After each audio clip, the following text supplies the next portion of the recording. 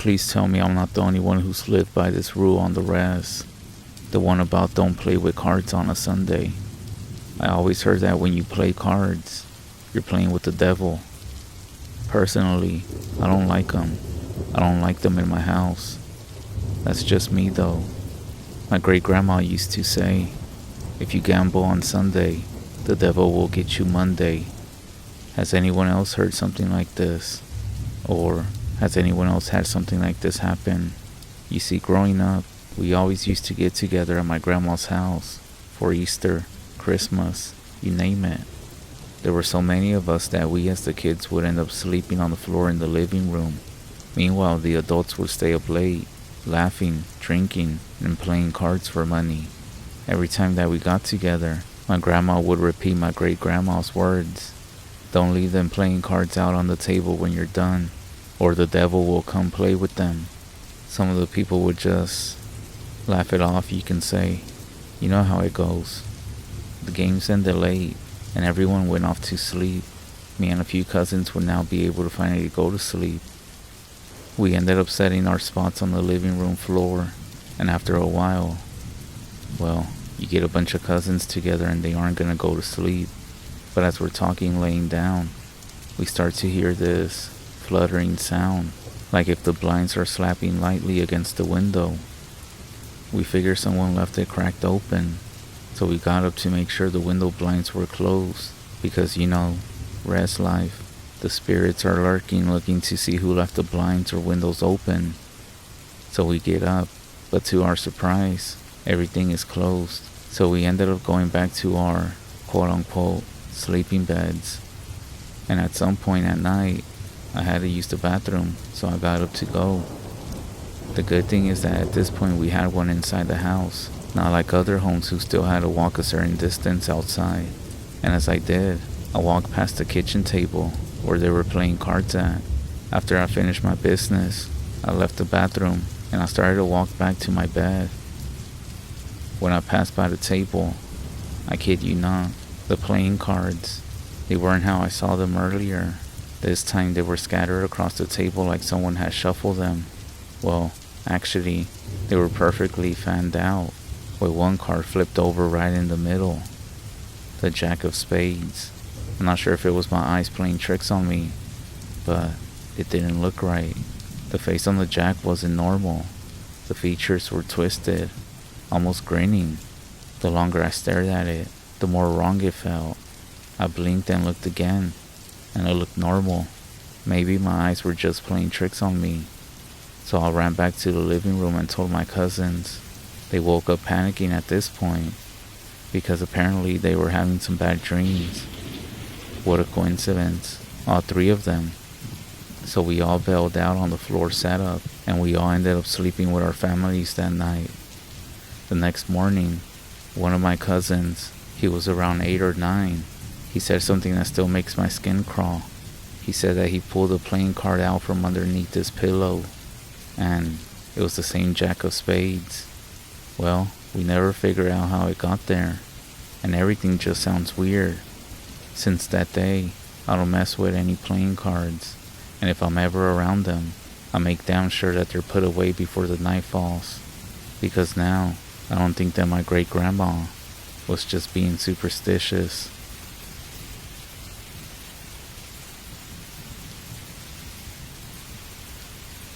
I got a story for you.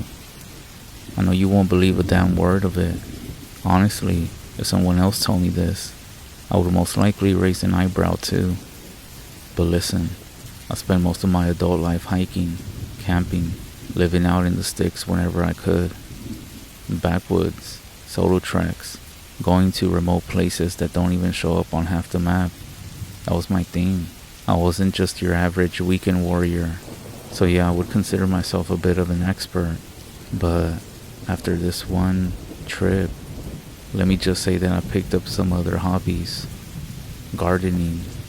Anything that doesn't involve being alone in the middle of nowhere. So this one time I drove out to one of my backwoods spots that I like to go camping at. I'm 3 hours into a 5-hour hike before I reach the camping spot. It's a nice day. There's nothing but fresh air, clear skies, and some animal noises in the distance.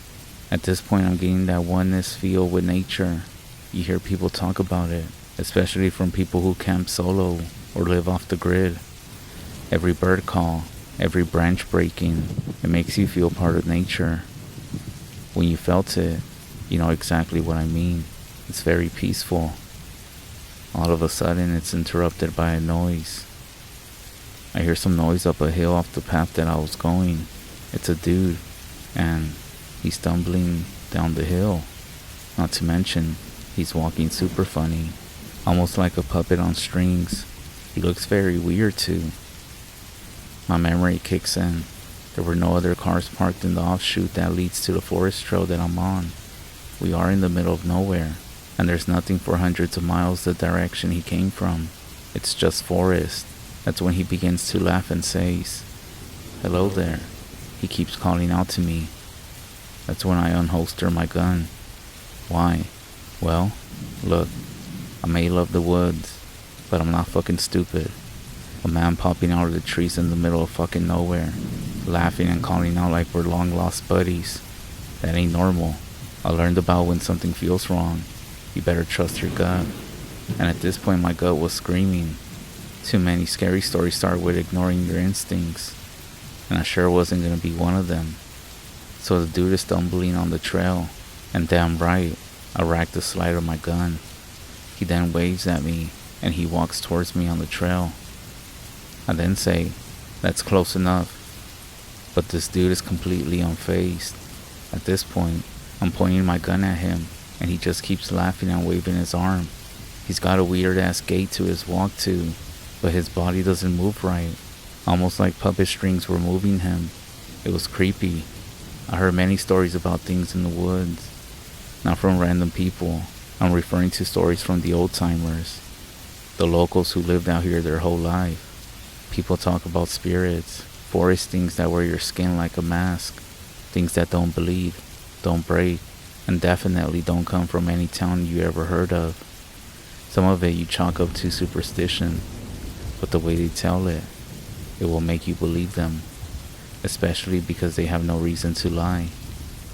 And the second that I saw this man's walk, there was something inside of me that knew that this might be one of those stories walking straight towards me. Fuck this. I then shout, "That's enough. I will shoot you. I'm not fucking around." I think that if there was any semblance of sanity in this person, then they will leave. But this guy keeps wiggle walking towards me. Yes, wiggle walking. Imagine being in the middle of fucking nowhere, and you see this guy wiggle walking towards you. And mind you, this is after I pointed my gun at him. At this point I can discern his facial features, and he looks kinda normal. If it wasn't for that extremely weird fucking walk he was doing, I most likely would have just let him come closer. Not to mention he was wearing a light sweater and jeans. He looked like a normal person from a distance. The dude is like 10 meters away, and he continues with the laugh and the weird conversation starters. He then shouts, "It's nice to meet you." Fuck it. At this point, I'm not about to become a victim or something out here. I'm not gonna be a name someone brings up in a missing persons thread or one of those headlines like "Solo camper disappears without a trace." Nah, if something is gonna come at me in the woods, I'm gonna make sure it remembers my fucking name too. So, I end up firing my gun. I dump 5 or 6 rounds into this guy. I stop for a moment because he stops walking after those shots. I believe I did hit him, but there's no blood. But he didn't scream or do anything. He just stood there. Then, he falls. I can see him. From the distance I see that he falls into an awkward position. You know how in demonic movies they show someone possessed all with their limbs in different angles? Well, that was basically him. Like his joints and bones aren't connected right. Almost like someone put a human together without knowing how the skeleton works. And then, I swear, he contorted or something, and he crawled away, disappearing onto the underbrush. I think I was in a state of shock that I didn't even use my gun anymore. I didn't hear this rapid pitter-patter of, I guess, steps that gradually fade into the woods, twigs and branches snapping as whoever, or whatever this thing is, goes further away. I noped out of there so damn fast.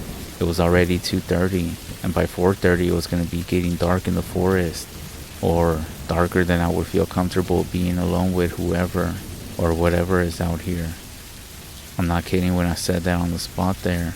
I ended up dumping my tent, my sleeping bag, and everything else I was fine with just leaving there, simply because I needed to turn a 3-hour hike into an hour and a half hike, or possibly less, and get the fuck out of here. There was no way I was gonna get caught up in the forest after dark with whatever this thing was, walking up to me at night.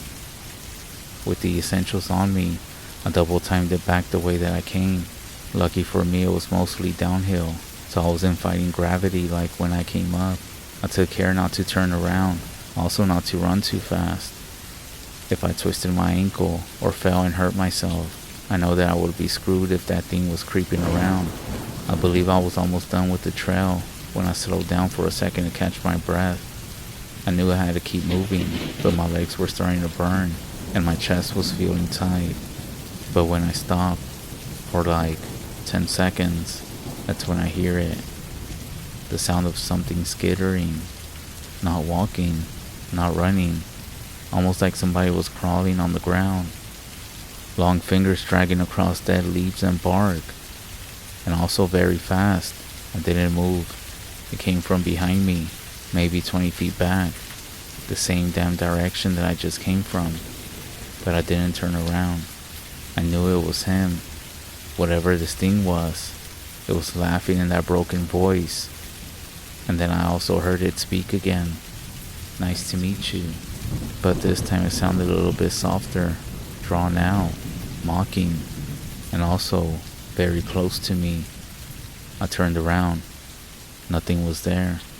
So I booked it, legs burning, adrenaline pumping like I was being chased by hell itself. At 3:45, the sun was already starting to not show through the woods as much. A slight panic had started to get into me, but I tried my best to remain calm and just keep with my brisk pace. I ended up getting back to my car at 4:20. I looked back into the forest, and apparently my eyes had adjusted to it because it was dark. 20 meters back into the shadows, I got in my car and I got the fuck out of there. I don't know if that thing is still out there, but I don't even go camping anymore, and I'm for sure not going back there for my tent or anything else. It's not worth it. About 2 years later, I ended up leaving Alaska. I still have some friends who live up there. If you wanted to go there, you may have to recruit a guide. And speaking of guides, a local native had told me a while back when I was scouting the location some 5 years ago to be mindful of the waterways north of the bridge. Maybe the old guy just liked telling ghost stories, but basically he talked about the spirits in the forest, people who ended up disappearing, who venture off in that same direction, that for my safety, I should stay on the south side of the ridge and avoid those creeks and that waterway to the north, if at all possible.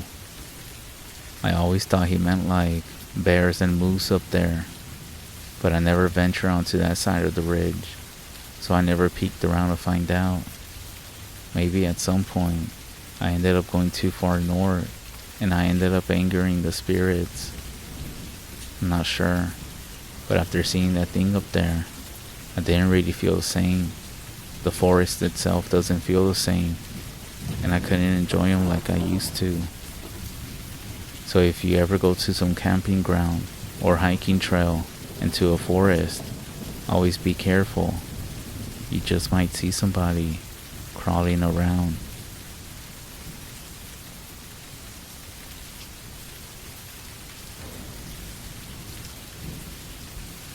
I'm a big believer in not inviting anyone to my home on the REZ. That includes my own family, my own relatives. My home is my temple, and it's sacred to me. If I don't invite you over, don't come to my home. I really don't care what you say. I will take friends to lunch, or for anybody that comes out of town, I'll even pay for your hotel. But my home is off limits, and I'm mindful of this when I travel. I don't impose this on friends or family as well. You can call me paranoid or living in fear, I just like to protect myself from all evil, jealousy, and envy out there. And we all know how family BS drama can be out here. Now, I wasn't always this way. I used to live out on the Navajo REZ, on the mesa close to a lake. My boyfriend and I were living in a small camper right outside of a hogan he was building. We also had a big female dog, and she was basically the alarm system. She happened to have a few puppies, and my boyfriend and I picked out 2 of them to keep, so we ended up having 3 dogs. So when I first moved there, it was nice and beautiful. I was warned by my boyfriend's mom that people will be jealous of us because we were a productive couple. We were always doing something to make our home inviting. I say jealous of us because I am not Navajo. I am Hopi. Not that we are better than others, but you know how people are quick to hate or envy others who are not part of your own tribe. One evening after a long day of work, we sat at the edge of the mesa. There was a steep trail that led down to the lake area. We were sitting there and just watching the colors of this beautiful sunset. We didn't really talk much. We were just admiring the area. All of a sudden, our dog started barking. Sometimes when they bark, they all do it towards the same direction. But this time the dog seemed aggressive, confused, but also scared at the same time. It's almost like they could sense something, but they had no idea where it was exactly. We got up and looked towards the road. We didn't see anything. The dogs then ran and hid in their own dog houses. My gut was telling me that something was close, but there was nothing around. So I stayed close to my boyfriend as we started getting the tools together and put them away. The sky happened to be a dark, red-orange color, and for some reason, I was afraid to look around. I felt like I was going to see something. Then, a terrible smell came out of nowhere. It smelled like a rotting carcass. I froze up but didn't want to show my fear. My boyfriend and I started moving fast to get our things put away and to get inside the hogan. We were close to the north side of the hogan when we saw something. It was moving really fast on the dirt road. We thought it must have been a burro or a sheep because the shape was large. It didn't have the movement of an animal. It was running on 2 legs that almost seemed to be deformed, and it was moving at a fast pace. The arms were long, and the hands were also large. It was running hunched over with the back of its hands flopping on the ground. We just stood there, shocked in disbelief of what we were looking at. This thing didn't look at us, or even come towards us. It just kept moving in a straight direction. As it passed in a view across from us, I saw and heard the bones that were around its neck. It also had long, sticky-looking hair. It looked like a person. The clothes looked like dusty old leather. There was nowhere for it to go except for the cliffside. Then, whatever this thing was, it grunted a sick, gurgle sound, and it jumped off the cliff. After it jumped off, everything else was gone. The smell, and the creepy feeling. If I had to describe it, I would say that it looked like a deformed human. After we went inside the hogan, my boyfriend simply said, "Welcome to the Navajo REZ." He grabbed the cedar and sage and then said, "Let's pray, smudge, and it will leave us alone. We don't acknowledge anything out here. If you see something, you leave it alone, and they will also leave you alone." The smoke filled the air, the smell of sage and cedar. I was hoping what he was saying was true, but deep down, I just felt like something wasn't right.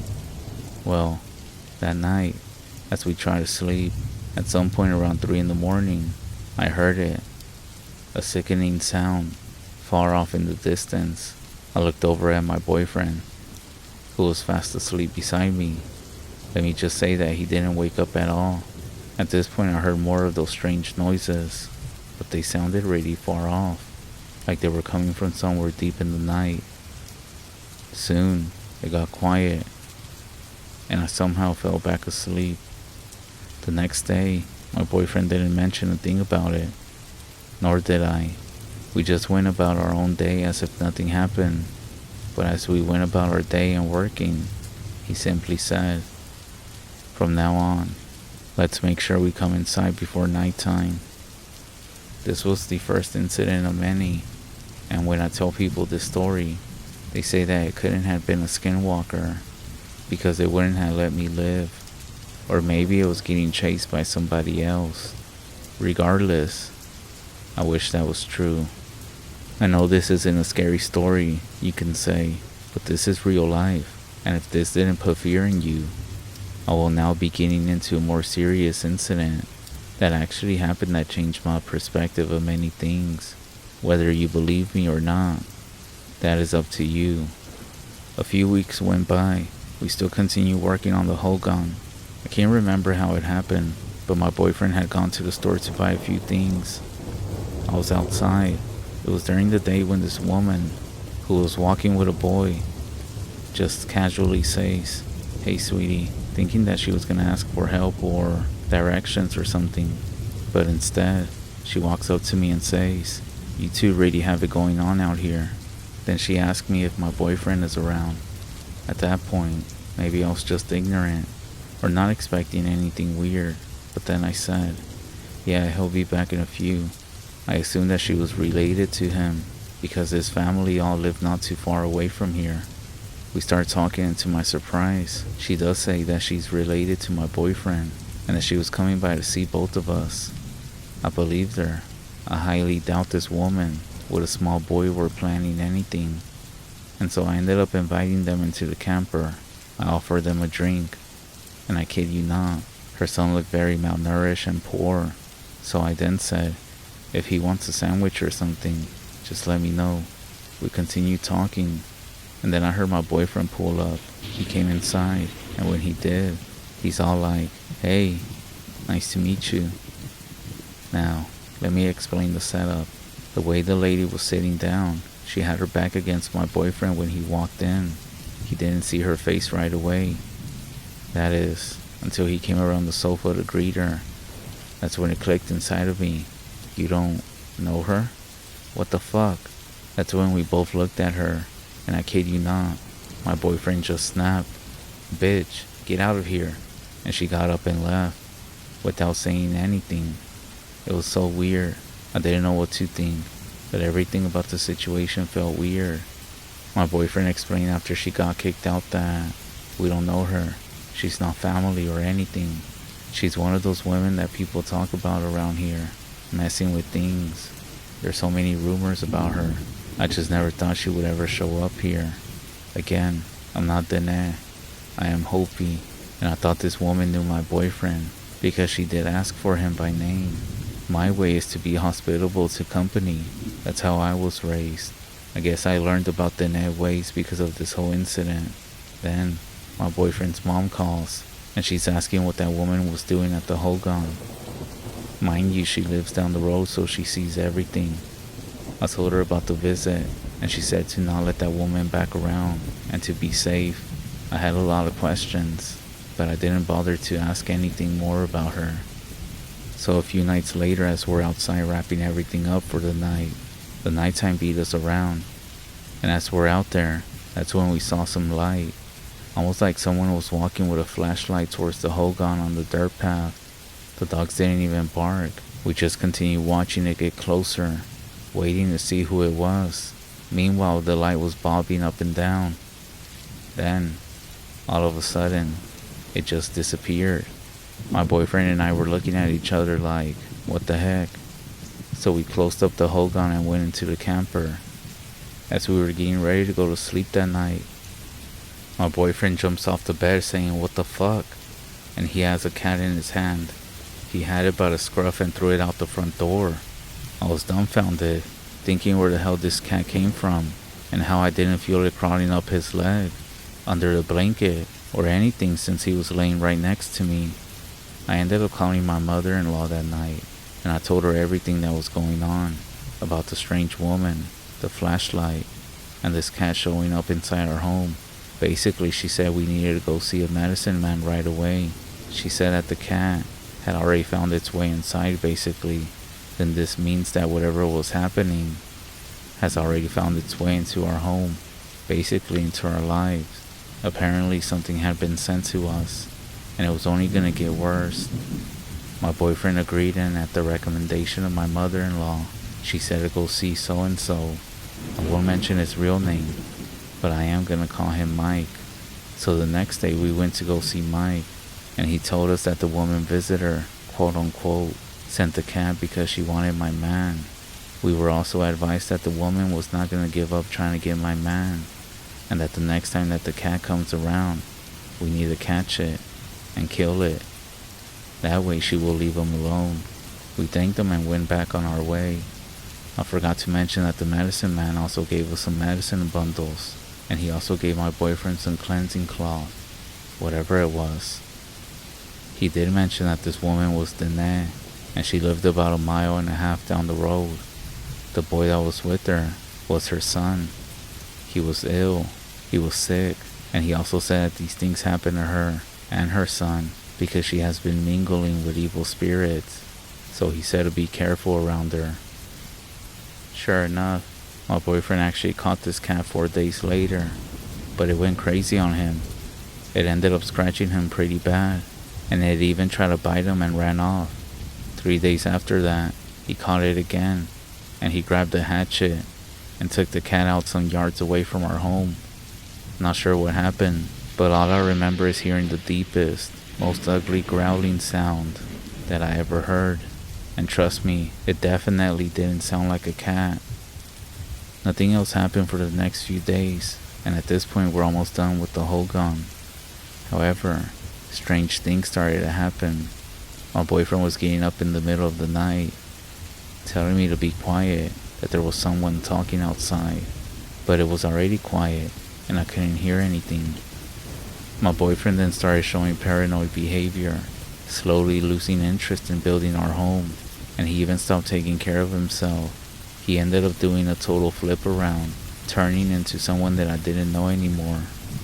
He started saying that he was seeing things, but they weren't there. The final straw was when he started coming after me with a shovel. He was dead sure that I was somebody else. Well, whatever dark medicine she used ended up working, because my boyfriend lost his mind, and I ended up leaving him. Thinking about it still scares me. I did end up leaving the REZ. I do get calls from him, and he seems alright, but we're not together anymore. Like I said before, I'm not Dene. I'm not exactly sure what goes on out there in the Navajo Nation, in those places. I do have other friends who are also Dene, and they have given me different explanations as to what happened, and I have determined that either one or the other thing happened. One, it actually was witchcraft, native love medicine, something along those lines, something that works its way into the mind, into the spirit, and it causes the victim to go crazy, almost like that person is possessed. I even heard enough stories from different tribes to know it's not just superstition. When people mess with love medicine, it can twist someone's mind and ruin people's lives.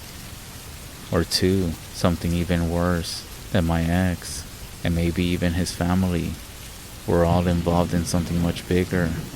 Then I realized that maybe they weren't just victims of this woman.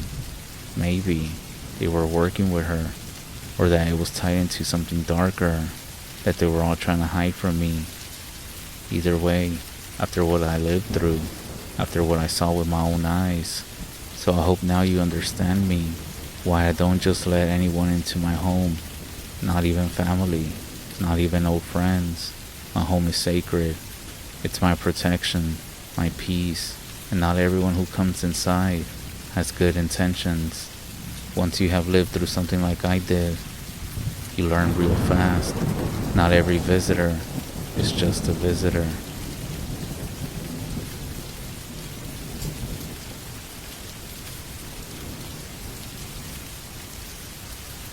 I guess this is a good place as any to get this off my chest, so bear with me. It's long, but I have to talk about it with somebody, and I can't talk about it with Amanda.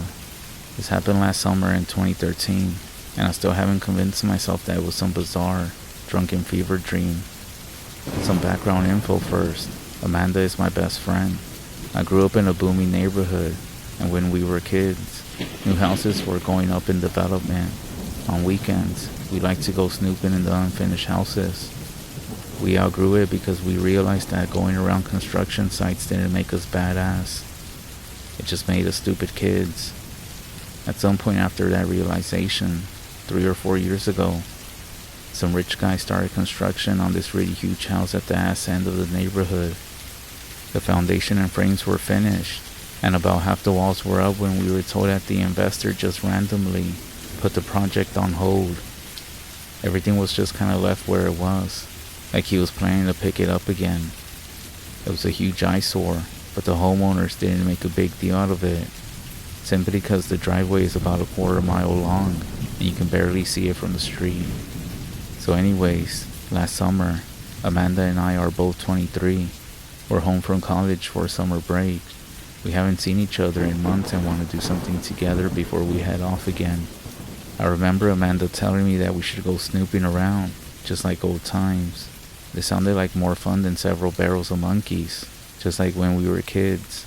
So we planned to camp out for the night at the house at the end of the street. We ended up packing some sleeping bags, flashlights, and a few bottles of wine. I know this was going to be a pretty good time. It wasn't a long walk from our starting point, her parents' house, but it was still further than we wanted to carry all of our stuff, so we took my car. It was kind of eerie when we first got there, late in the evening.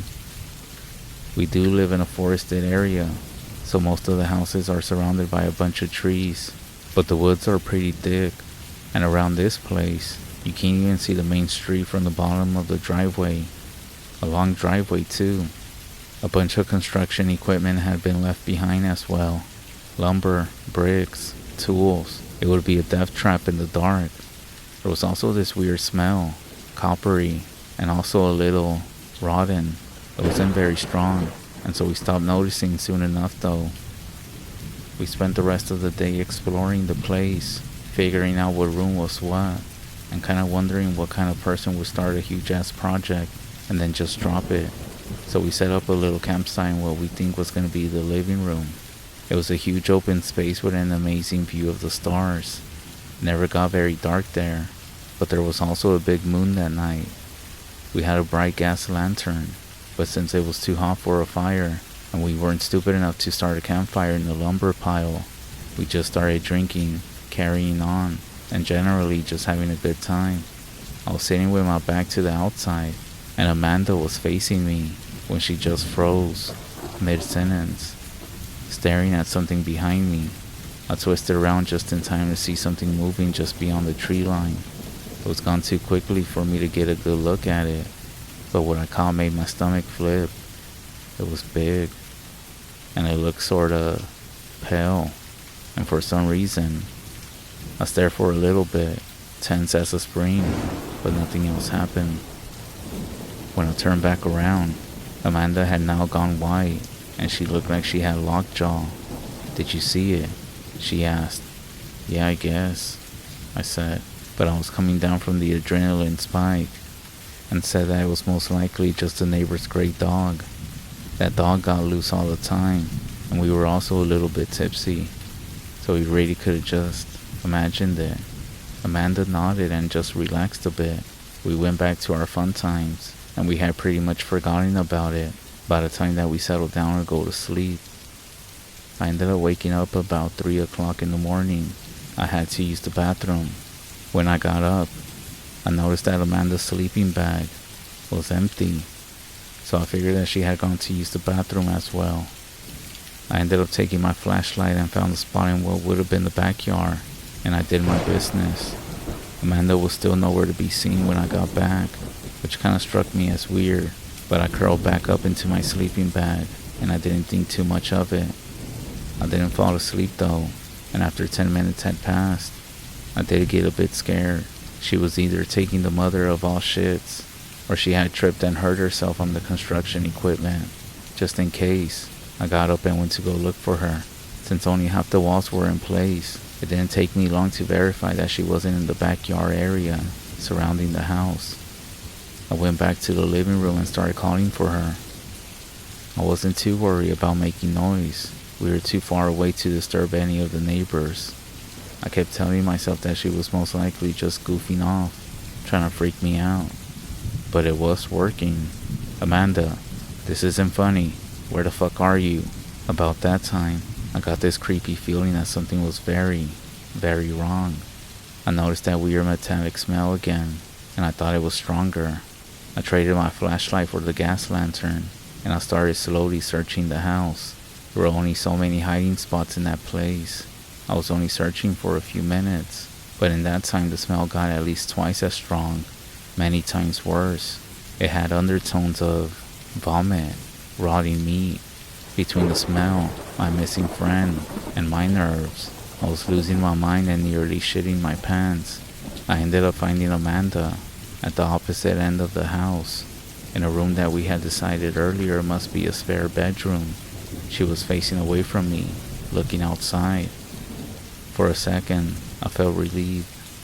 I had found her, but something kept me from entering that room. I stood outside the unfinished door frame, and I just watched her for a bit.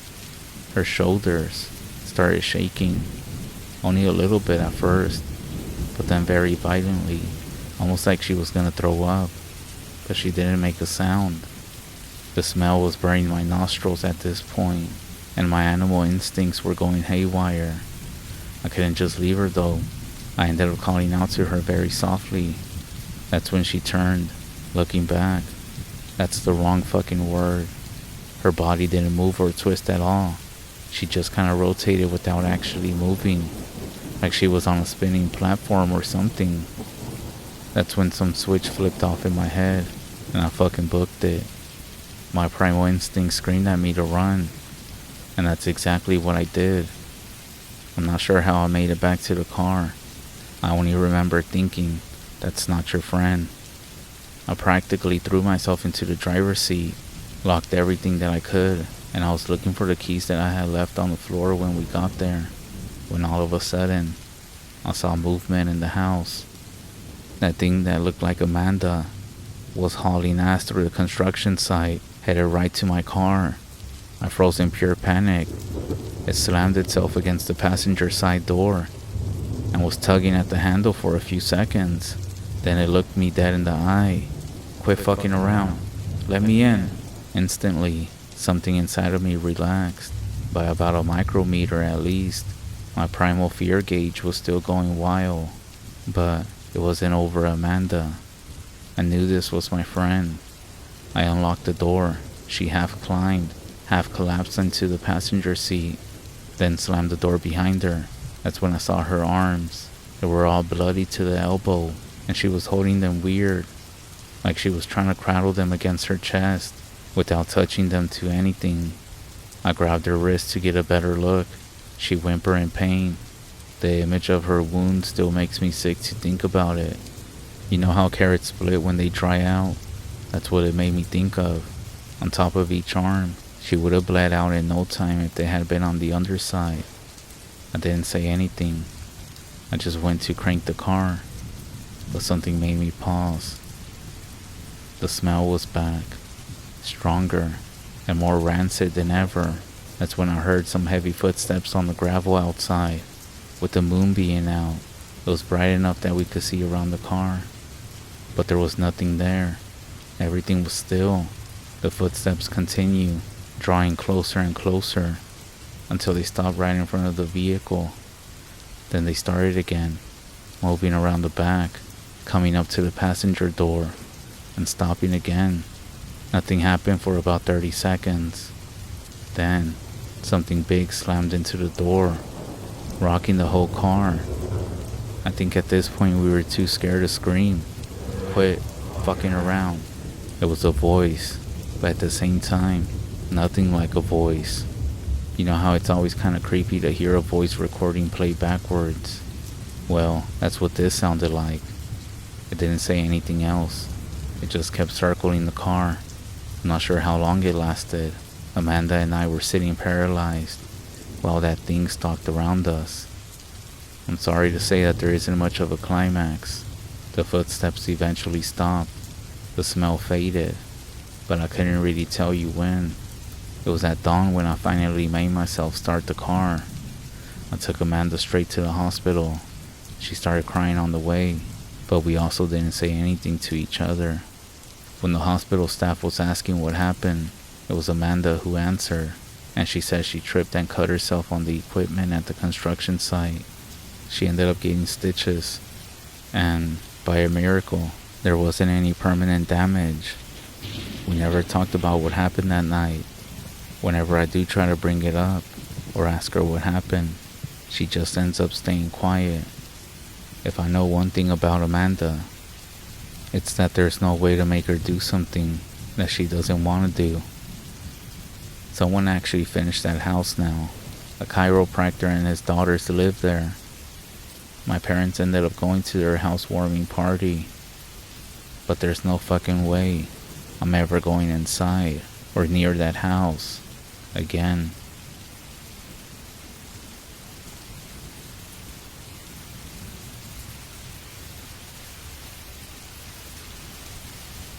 Before I begin, I just want to let everyone know I'm going to be sharing some of the ceremonies that are done in the REZ.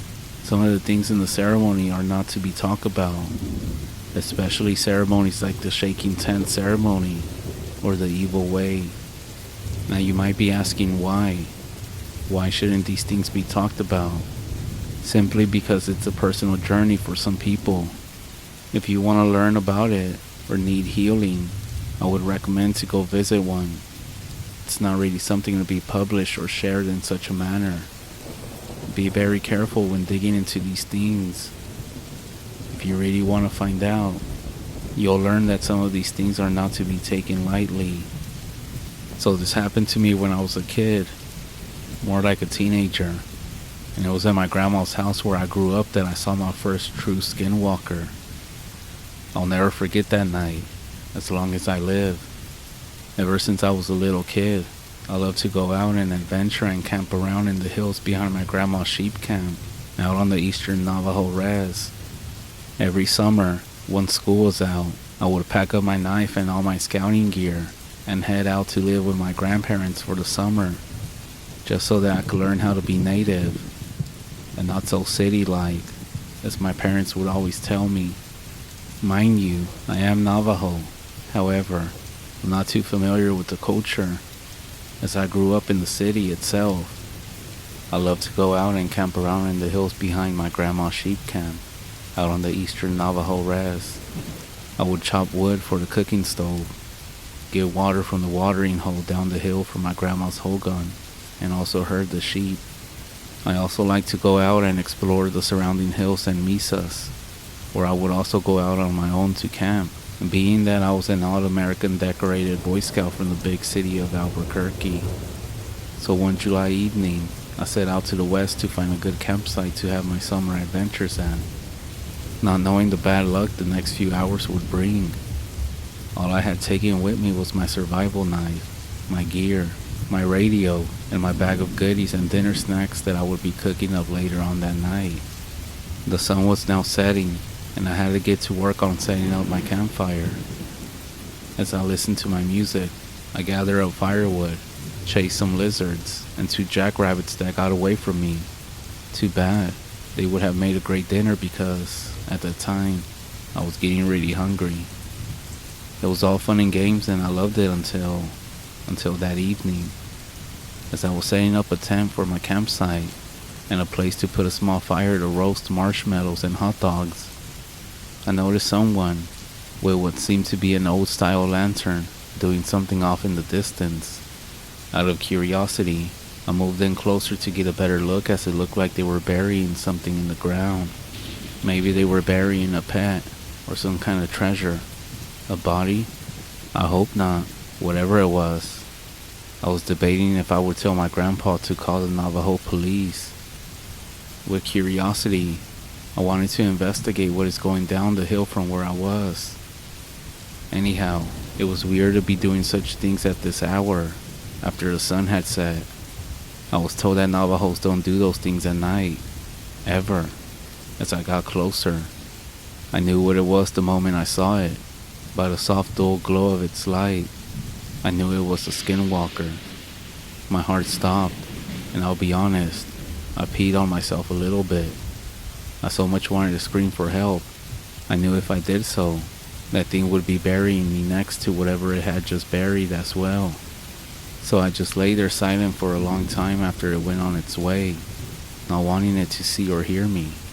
After a while, I took a good look around, making sure that the coast was all clear. After that, I made my way back up the hill, back to my tent, and prayed until I fell asleep, never once starting my fire. I didn't want it to see my fire, so I stayed quiet in the darkness the whole time. The spot I had chosen was perfect at keeping me in a hiding spot.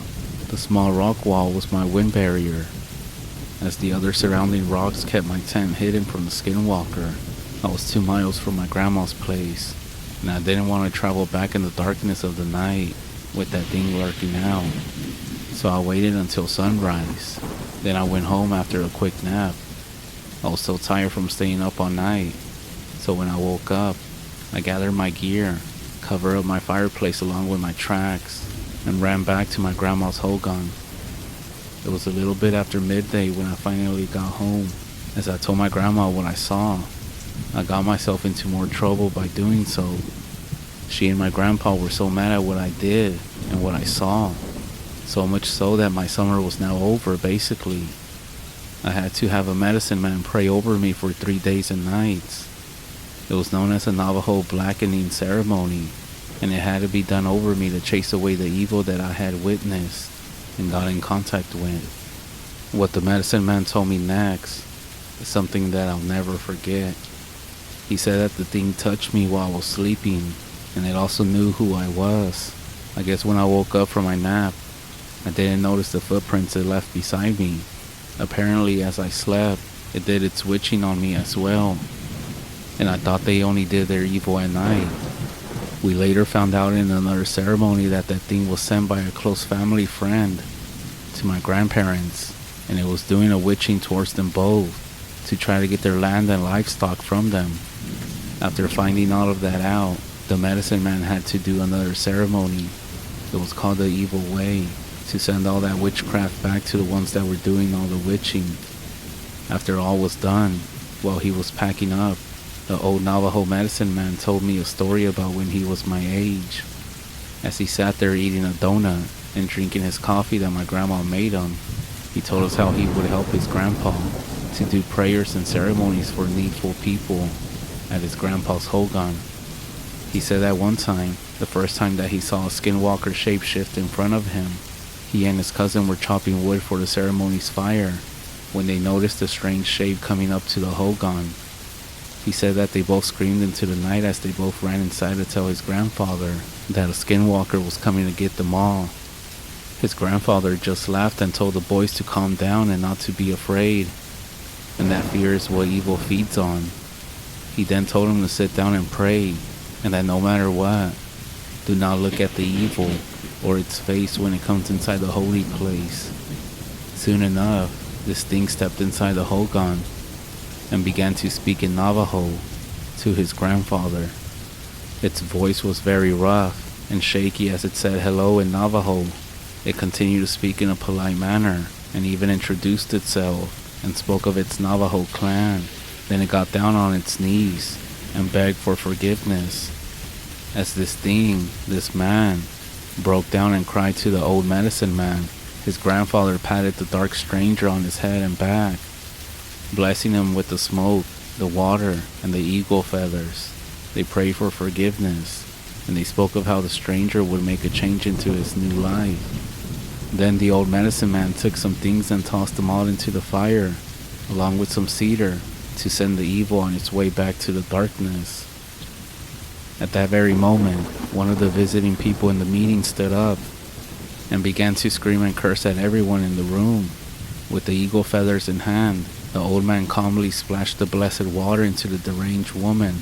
At that moment, that person fell to the ground, ripped off her clothes, rolled into a ball, and crawled out of there. That was the first time I saw a naked woman, and to be honest, it scared me. The medicine man laughed to himself as he took a final sip of his coffee. He then said that they later had to track down where that witch had gone and take care of her and her witchcraft ways, basically meaning that they had to kill this woman, which was a Skinwalker. After that story and that moment, well, It all sounds like adventurous fun and games, right? But as I later found out, it all comes at a price. A very dangerous price. But that's a story for another day.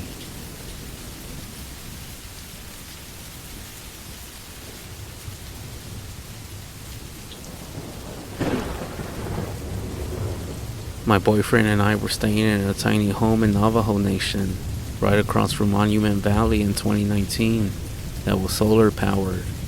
It was an Airbnb, and it was one of the last stops on a road trip through Colorado and Utah. There was an outhouse for a bathroom that you had to access by going outside. The area is very beautiful. The tiny home is on a cliffside with a spreading view of all of Monument Valley. Behind it are also large red rock formations with hiking trails. There's also a few homes around, but very spread apart. It has a strong energy about it, and there were some petroglyphs on some of the rock formations around the tiny home. We arrived in the early afternoon and settled in. As night was falling, my boyfriend called his dad to tell him that we had arrived, and also to let him know where we were. His dad had some experience in Navajo Nation, as he's come to the area before to do a sweat tent ceremony, and he told us he always felt off there, well, around the area that we were in. He then told us, watch out for those Skinwalkers, and we had both not heard about them before, so we just laughed to ourselves about him being fearful over something unreal. We got off the phone and my boyfriend started looking up a Skinwalker. After a few minutes, he looked over at me and said, well, the worst thing that happens is that we can die. And I kid you not, at that moment, all of the power in the cabin went out, completely. It was very dark, and this tiny home had huge glass windows showing the whole interior. While earlier it was beautiful because it showed views of the landscape, now it seemed very scary, almost like walking into a portal, into the unknown. So we were both scared to death, and of course, the only way to use the bathroom was to go outside, despite our efforts to contact the Airbnb owner, likely because of the late hour. Also, since we were only staying for the night, we decided it wasn't worth to make an argument. However, we both did sleep poorly that night. We tossed and turned, unable to find rest, and I swear, we would hear noises echoing outside. We didn't know what the noises were. We just ended up right next to each other, too afraid to even glance towards the windows for fear of what might be out there. We don't believe in the paranormal, which is why we laughed when my father-in-law said to watch out for Skinwalkers. Thankfully, nothing happened from there. As soon as the first light of dawn broke through the big-ass windows, we spent no time in packing up our belongings, and I'll be honest, we didn't even bother brushing our teeth or using the bathroom again. We were just trying to get the fuck out of there as quickly as possible. However, as I was taking some stuff outside to the car, I saw a pack of feral horses standing right outside of our window. They weren't right next to the window, but they were across from it, and one of them felt like was staring into my soul. I went outside to take photos, and I felt like it was trying to lead me away back into the large red rocks. It truly felt like there was energy in that area, almost like it was reminding us that it was there, it's still alive. Especially because we scoffed at it. Overall, it was a really cool experience, but it was a bit humbling and a little scary as well. After we left, my boyfriend called his dad again, and I won't forget what he said at the end. He said, whatever you think it was, you didn't see it, and you don't talk about it. Don't give them power.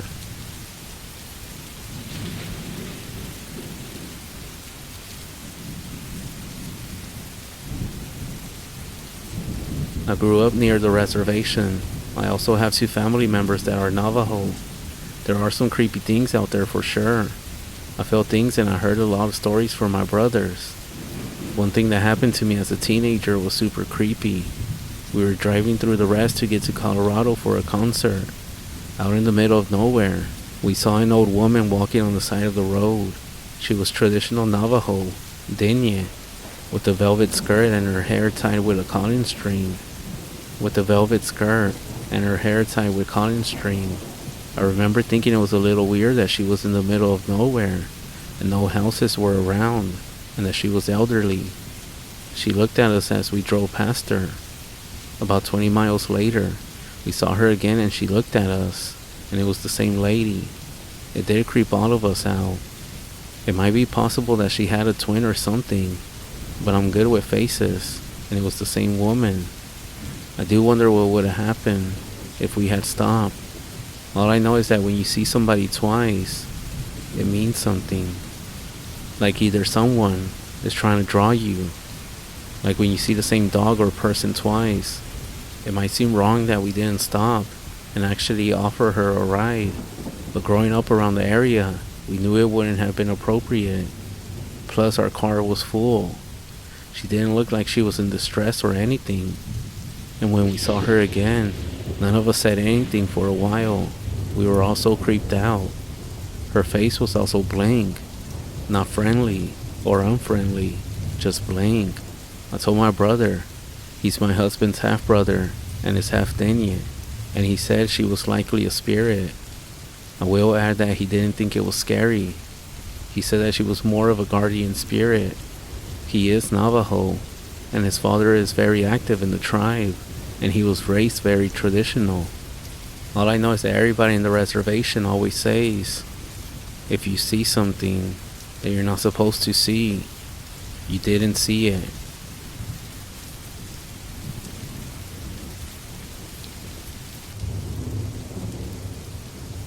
Living in a small town has its advantages. For example, you get to know everyone who lives there pretty quickly. If you ever have a problem, chances are that there's someone in town with the expertise to help you. Like Jimmy, our local handyman, electrician, and plumber. If you have a household problem, Jimmy's your guy. If you got a more difficult problem, then you probably want Mac. He's our town sheriff, the only law enforcement we have for a few miles. Are you feeling hungry? Then Sherry's the gal for you. She runs a diner in the center of town, and her pie is out of this world. What I'm trying to say is that it pays to know people. Another thing I find fantastic about living in a small town is the sheer amount of nature that surrounds us, untouched by man. The trees seem to grow endlessly into the sky. The nearby creek is crystal clear, not like those contaminated ones I hear about in the city. But I think the best part about living so far away from the city is the peace and quiet. It's intoxicating. Occasionally, sometimes you'll hear the rumbling of a semi-truck passing by, but that's about it. You could step outside your door at any given time and be greeted with pure silence. I have always found the silence peaceful, like our town was secretly tucked away from the rest of the world. Even though I do enjoy the peace and quiet, that's not always the case for a lot of people.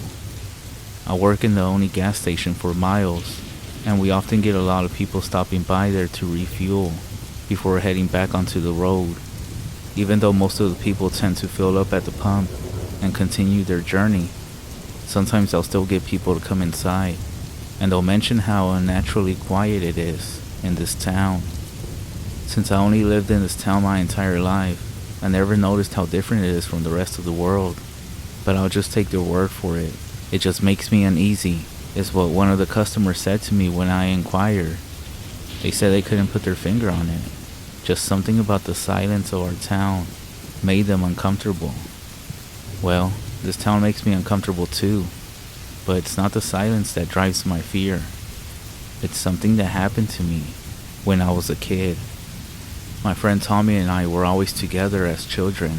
We would do everything together, explore the forest, fish in the creek, play in one of the many meadows that littered our town until the moon signaled our curfew. It was early October when it happened. We were playing together as usual, riding bikes up and down the town, until he got the bright idea to pay a visit to the Blackbriar farm. Now, this farm has a bit of history, but I'll try to sum it up. Basically, the Blackbriars were the first to settle in this town. They were a working class family, and their main export was corn. They had cornfields as far as the eye could see. The town itself was in the early stages of forming next to the farm. Then one day, in the middle of October, the entire Blackbriar family disappeared. Nobody knew why. Some people said that the head of the household, Michael Blackbriar, took sick and passed away, and at that point, the farm was too much to maintain without him, so his family left the farm for greener fields. Others think a pack of wolves or some other animal got to the family and tore them apart, and they were never seen again. Regardless of what happened, the farm was abandoned and had been left untouched for decades. For some reason, our town either didn't have the will or the means to tear the farm down and start something new, so the old farmhouse was just left, standing there. Even though the house remained empty, the cornfield seemed to continue to grow year after year. They would produce, and even our local market owner would pick fresh corn from the field and use it. "There's no point in letting it go to waste," they would say. Then the field would wither and die, only to regrow all over again the following year. So Tommy wanted to go exploring in the field. He had this absurd notion that the Blackbriars had a stash of treasure somewhere on the farm itself. After all, they were a supplier of produce for a while, and the town didn't have a bank during those times, so they had to do something with all that money. Well, the sun was quickly setting as we approached the edge of the farm. Reluctantly, I followed Tommy into the looming forest of dried corn husk. Our footsteps crunched beneath us as we marched further inward. It was deafening how loud our footsteps were in comparison to the rest of our surroundings. As we pressed on, we began to hear a new sound.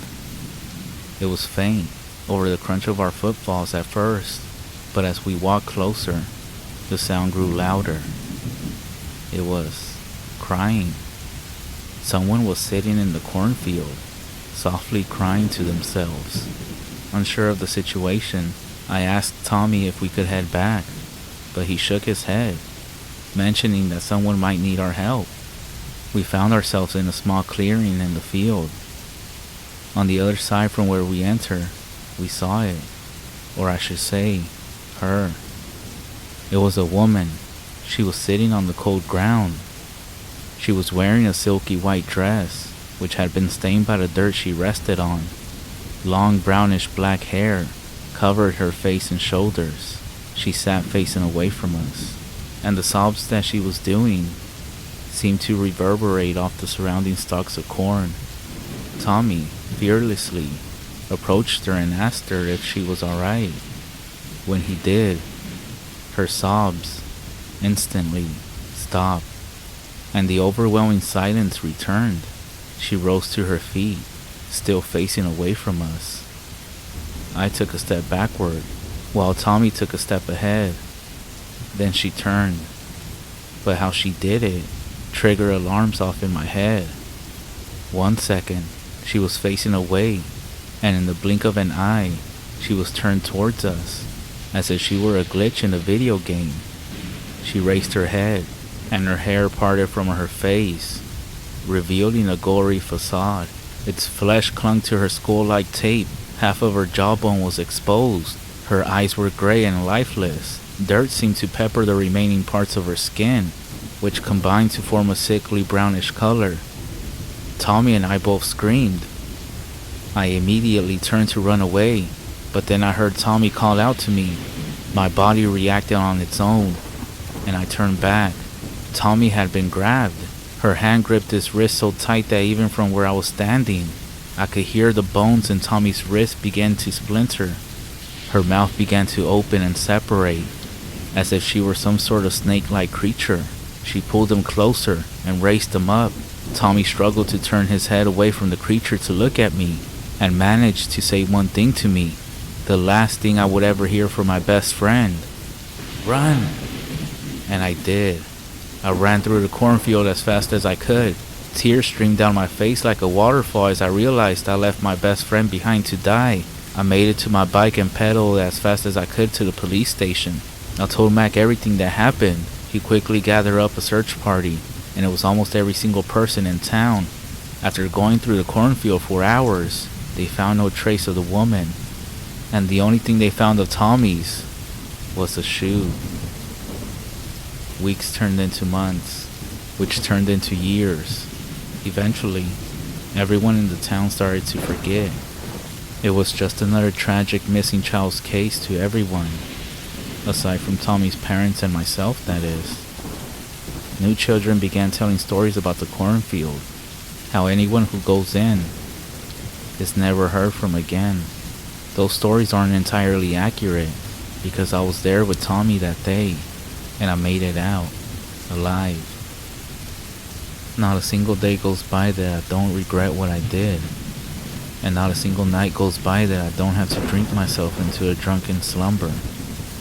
Ever since I started working at this gas station, I saved up enough money to move away from this town for good, to start a new life somewhere, far away, away from the cornfield, and away from the tragic memory of my dear friend. I plan on leaving at the end of October, but 2 nights ago, after I was closing up the gas station, I heard it. The silence broken by some faint sobs coming from the other side of the road. My body seized as I saw her, standing there on the other side of the road. I wanted to believe that I was just seeing things, but I knew better than that.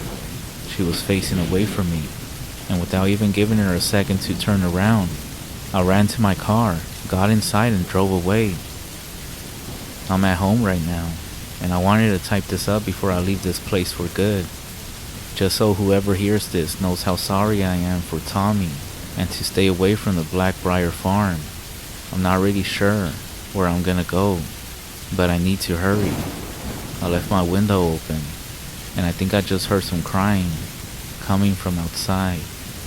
So if I don't make it, remember, if you hear a woman softly crying to herself, just stay away and call the police, or you might end up just like my best friend, Tommy.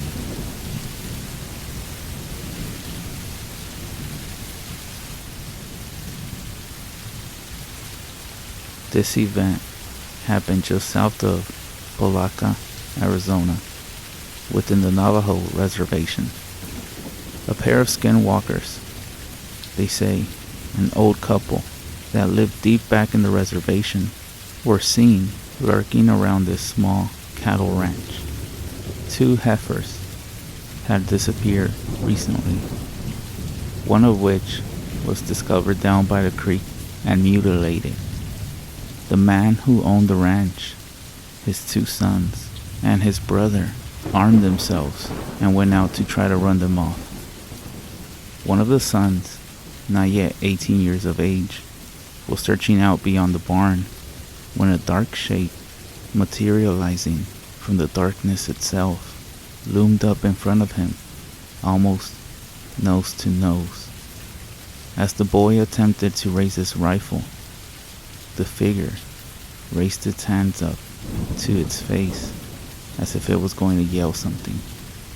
The boy, trying not to look at it in the eyes, then felt something rush into his face, like dust or sand.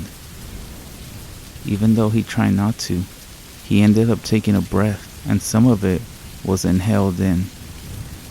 Immediately, things went dark, and he started experiencing hallucinations. The others found him only minutes later, on his knees, holding the sides of his head, and his eyes rolled back. He fell to the ground and went into some sort of trance. His body limped, and he became unresponsive.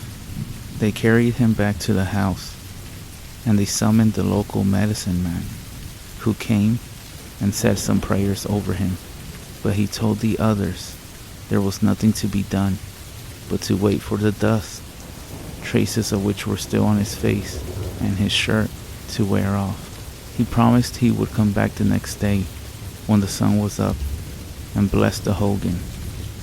Later, after he had regained consciousness, the boy swore to the others that he was the victim of a dog-faced creature.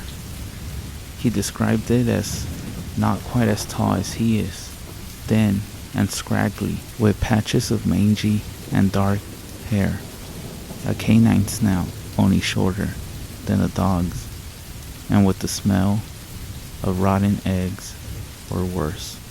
He said he doesn't recall anything more before passing out, other than not being able to breathe and having no control over his own body.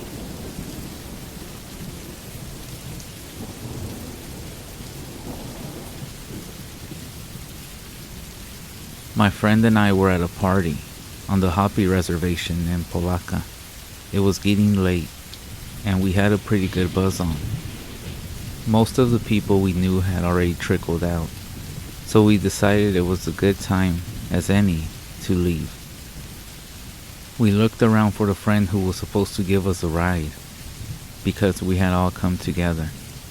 We found him in a back bedroom, drunk and passed out, so we had no choice. We're gonna have to walk. The two of us lived on the other side of the gulch. A good 2 miles. Between were nothing but trees, scrubs, bushes, and some hills. We had barely cleared the houses onto the road passing between the wooded area when we got this funny feeling we were being watched. We decided to leave the road and cut through the trees. It wasn't the easiest walk, but it would cut the distance down some. And even though it was pitch black outside, we knew the way pretty well. We had been a good 20 minutes off the road and heading up towards the hills when that same feeling of being watched came upon us again. We both turned around at the same time, but it was so dark we couldn't see anything. But then, my friend Paul swore he heard some kind of cackling or mumbling. I didn't hear anything, except for maybe the wind in the top of the trees at our back. By that time, none of us was gonna admit it. We were feeling a little scared. Without saying a single word, we picked up the pace, moving along pretty good but not running. And that's when I heard it too. But now, it was more like heavy breathing. Paul then grabbed my arm and gave me a tug forward. We took off running straight up the hill, which wasn't that big, but it was still enough of a slope so I wasn't feeling it in my legs. And on top of that, I was drunk. Think about this for a second. Running up a hill, at night, drunk, complete darkness, and as you're running, you hear footsteps behind you, and heavy breathing. Whatever it was though, stayed with us every step of the way. Right at the top, Paul and I stopped and turned around, expecting the thing to be right on us. But we were standing there, huffing and puffing, and looking at nothing but darkness. A few seconds passed, and then we heard a thin laughter, as if it was coming from down the hill and back from where we started running. We decided to keep moving and put some distance between us. We turned to go down the other side of the hill, and there, standing right in front of us, was this creature. It was standing up on 2 legs, like a circus dog, only much taller, with both paws extended out in front of it. It had this coyote face, and it was grinning at us, all of its teeth exposed, and its tongue sliding from one side to the other. I couldn't believe how skinny it was, as if it hadn't eaten in weeks. Its rounded stomach sticking out like one of those African kids in the charity ads, and the skin sinking between its ribs. The smell was unbelievably bad, like the smell of an old, wet dog. We both jumped back with a scream, like 2 little schoolgirls. As we did, the creature dropped down on all 4s and ran past us and down the hill back where we had come from. It was yipping and laughing all the way. Paul and I started praying like never before, swearing to Jesus that if he got us home safe, we would never drink again. The laughing, or whatever you want to call it, died down and disappeared. Wasting no time, the 2 of us made our way down that hill and into the trees that separated us from where we lived. As we walked along, we were trying to convince each other everything was okay. It was only a coyote out searching for a meal. We scared it jumped up at us, and then it ran away.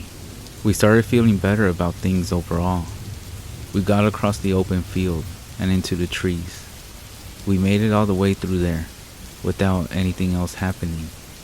However, just as we stepped out towards that first backyard that we needed to cut through to get to the street, we heard this unmistakable chatter, like some little monkey laughing, coming out of the trees just behind us.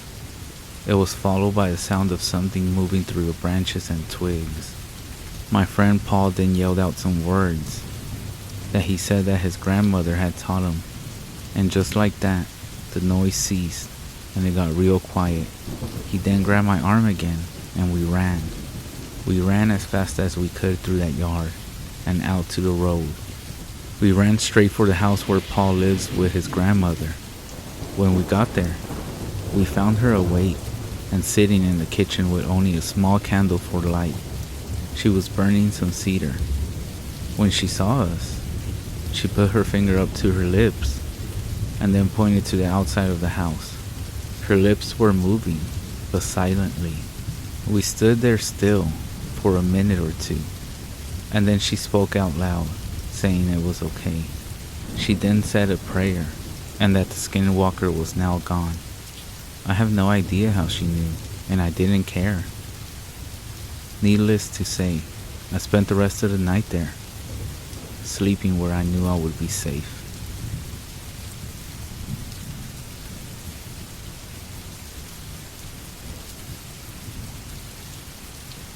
Two years ago, I went to go visit family up in North Minnesota around Labor Day weekend. I won't give the exact location, but will provide at least a general location where this happened. To keep it short, I'm hoping someone may have had a similar experience, or may have had a general idea what this theme or entity was walking around our tent. On that Labor Day weekend, my girlfriend and I were planning on spending time camping with her family. Both of us were very excited to get away from the everyday city life, and we anticipated a much needed low-key weekend. We arrived at their location around noon on Saturday, and were all greeted by everyone there. During the day and evening, we were enjoying ourselves with random fun activities, and catching up on how everyone was doing. As the night started to settle in, we were all near the campfire for a few hours until 11 p.m. Eventually, the family and ourselves called it a night, and we all headed to bed. My girlfriend and I were offered to sleep in a bigger size 6-person tent. It belonged to a relative who I will call Mary. It was a kind gesture at that time, as we only brought a 2-person sized tent. Having that additional space for our belongings and our air mattress was a nice added feature. Mary's tent was positioned not too far from the campfire and the rest of the family. The family did a wonderful job clearing and maintaining the area for their smaller RVs and additional tents. To the back of the tent, about 20 to 30 yards, is where the woods started with semi-thick brush and trees. Us three were laying down chatting, and eventually they both fell asleep. For some reason though, I couldn't sleep, so I was on my phone passing time, hoping to eventually drift off to sleep. This is when I heard a faint noise in the woods about 40 yards back. I dismissed it right away, as deer are known in this area, and I continued to space off on my phone looking at random things. About 10 to 20 minutes later, I heard something get closer to our tent. I could hear twigs snapping and moving between bushes getting closer to our area. This started to get my attention, as I could start physically feeling a faint shake in the ground as this thing was wandering around. Moments later, this thing was about 10 yards away from our area, walking, running back and forth. Whatever this thing was, with each step it took, I could physically feel the vibration from the ground. This thing was big. And the best way to describe this feeling is if you went to a live rock concert and you felt the kick drum hit your body. At this point, I was a bit terrified as I was trying to follow the footsteps, walking or running at the back and the side of the tent. This thing got at least 5 yards near our area, and then suddenly it stopped where Mary was sleeping at, near her tent. The hairs on the back of my neck stood up, scared of what this thing was going to do next. I shit you not, a few seconds later, Mary shot up from being dead asleep. She gasped for air and was calling our names to wake us up. You could hear her voice. She was terrified. This thing hightailed off back into the woods. Both of us were very startled at this point.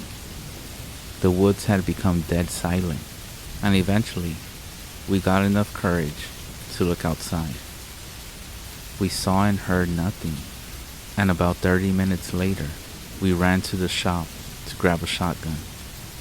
Another anomaly during this whole thing, while we were alert and awake, Mary mentioned during this time I was awake that she was having a dream. She mentioned these things were tormenting her, saying they wanted her soul and to give it to them. My girlfriend dismissed the whole thing and said it was most likely just a deer, etc., running around. After hearing my girlfriend say that, I never told anyone about this story until recently, as I started to think about it again, trying to figure out what the hell this thing or entity was.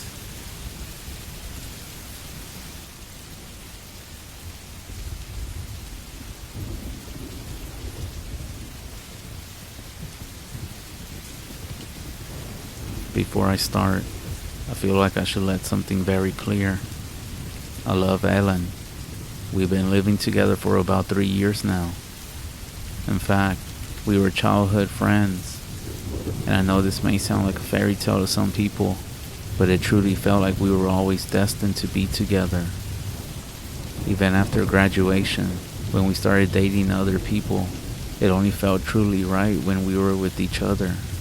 So I don't know what took me so long to ask her out, but I'm really glad that I did. We have the same taste in music, in movies, and even food.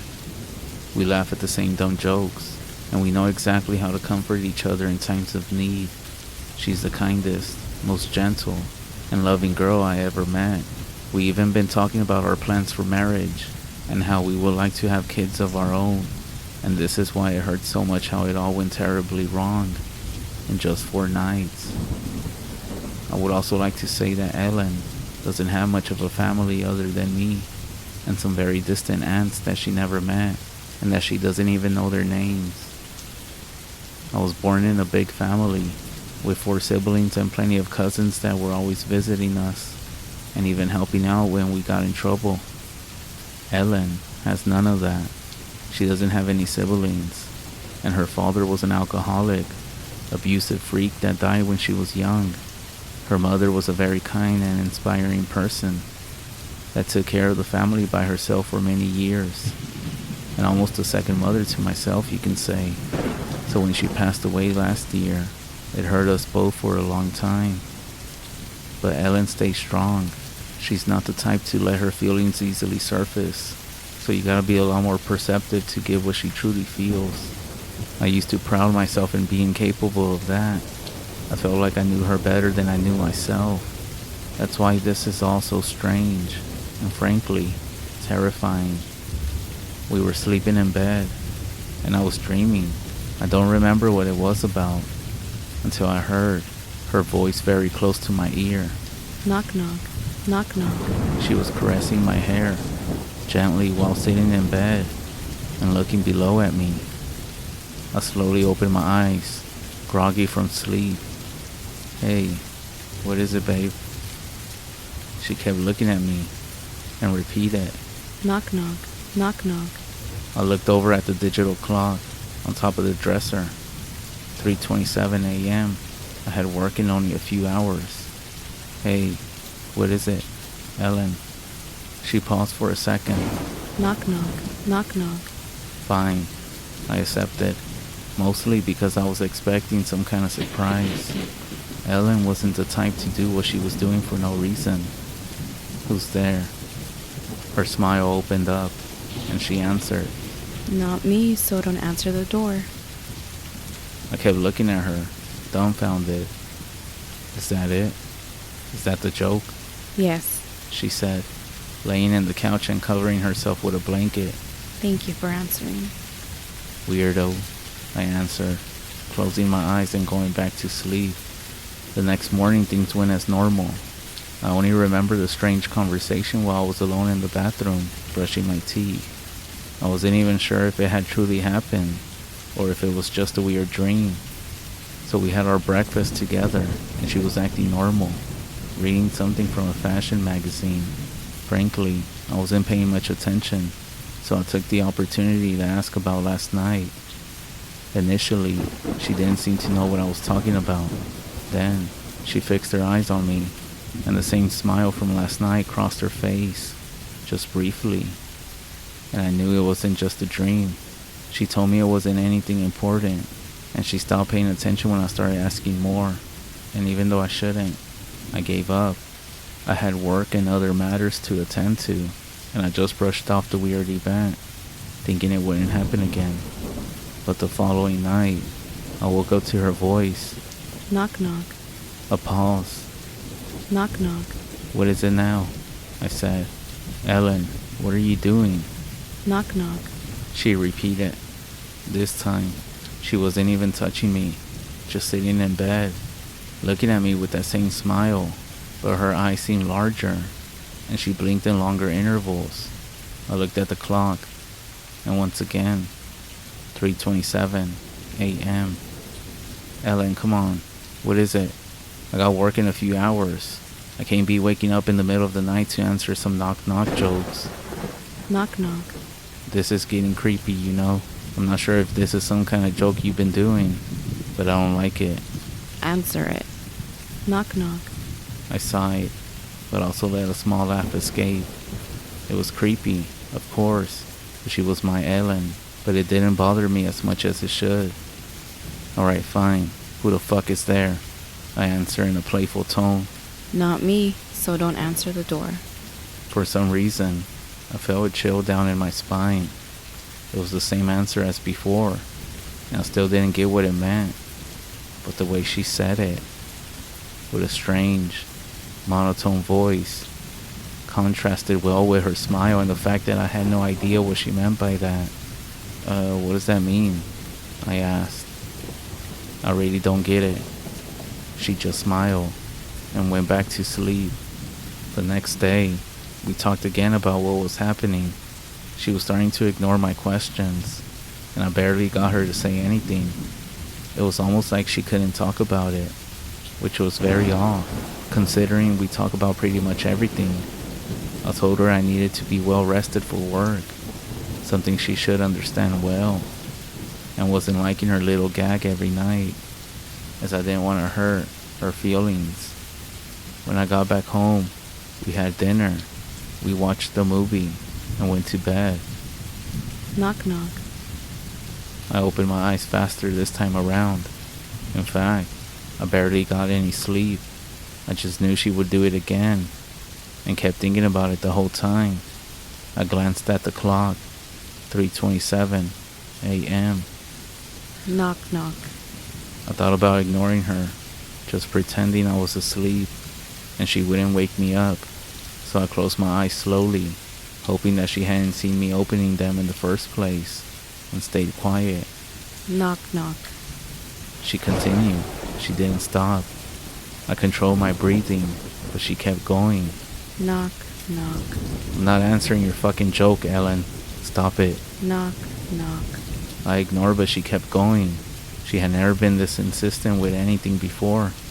I tried to ignore it, but it was getting on my nerves. And frankly, I felt scared. Why the fuck was Ellen doing this? Why every night? And at the same exact time down to the minute? Why wouldn't she let me sleep until I answer her? Knock, knock. I got up in a sudden movement. Ellen, god damn it. I was ready for a discussion, but when I finally glanced at her, it was almost like everything was drained from me. She wasn't smiling. She wasn't blinking. Just staring right at me like an animal. And her mouth was moving slowly, and she didn't stop. Knock, knock. I didn't know how to react or what expression I had when I saw her, but my heart skipped a beat. It was terrifying, as if her gaze froze me in place. 1,000-yard stare. Knock, knock. Who's there? I asked, feeling as if it was the only way out of that fucking nightmare. Not me, so don't answer the door. Ellen slowly closed her eyes and lay down. I kept staring at her while she fell into what seemed to be a deep sleep. I got up and left. I walked downstairs and sat down at the couch in the living room, staring at the night sky outside and soaking the quietness of the neighborhood. My heart was beating fast and it didn't slow down. I was too scared to sleep in the same room as my girlfriend, all because of a fucking knock-knock joke, but it was unnatural. I thought about calling someone. I thought about it all being some kind of sleep-related issue, such as some type of sleepwalking, but it didn't make any sense. I felt so tired and decided that early in the morning I would call an old friend who's a psychologist and get the opinion of a professional. I knew something was wrong with Ellen. I stayed in the couch as the day rose, and once Ellen woke up, she was acting normal again. Even asked me why I wasn't in bed. I didn't answer. In fact, I didn't talk to her and simply left for work. She seemed very upset, but I wouldn't do anything about it. Once I got to work, I called my friend. I told him everything that was happening, with every single detail as I'm describing right now. He didn't seem as worried, but we agreed in making an appointment for next week. Now, I just needed to convince Ellen to come with me. I received plenty of text messages from her. She seemed very worried, sad, and even confused. She apologized a lot, and it broke my heart a little bit. I felt bad.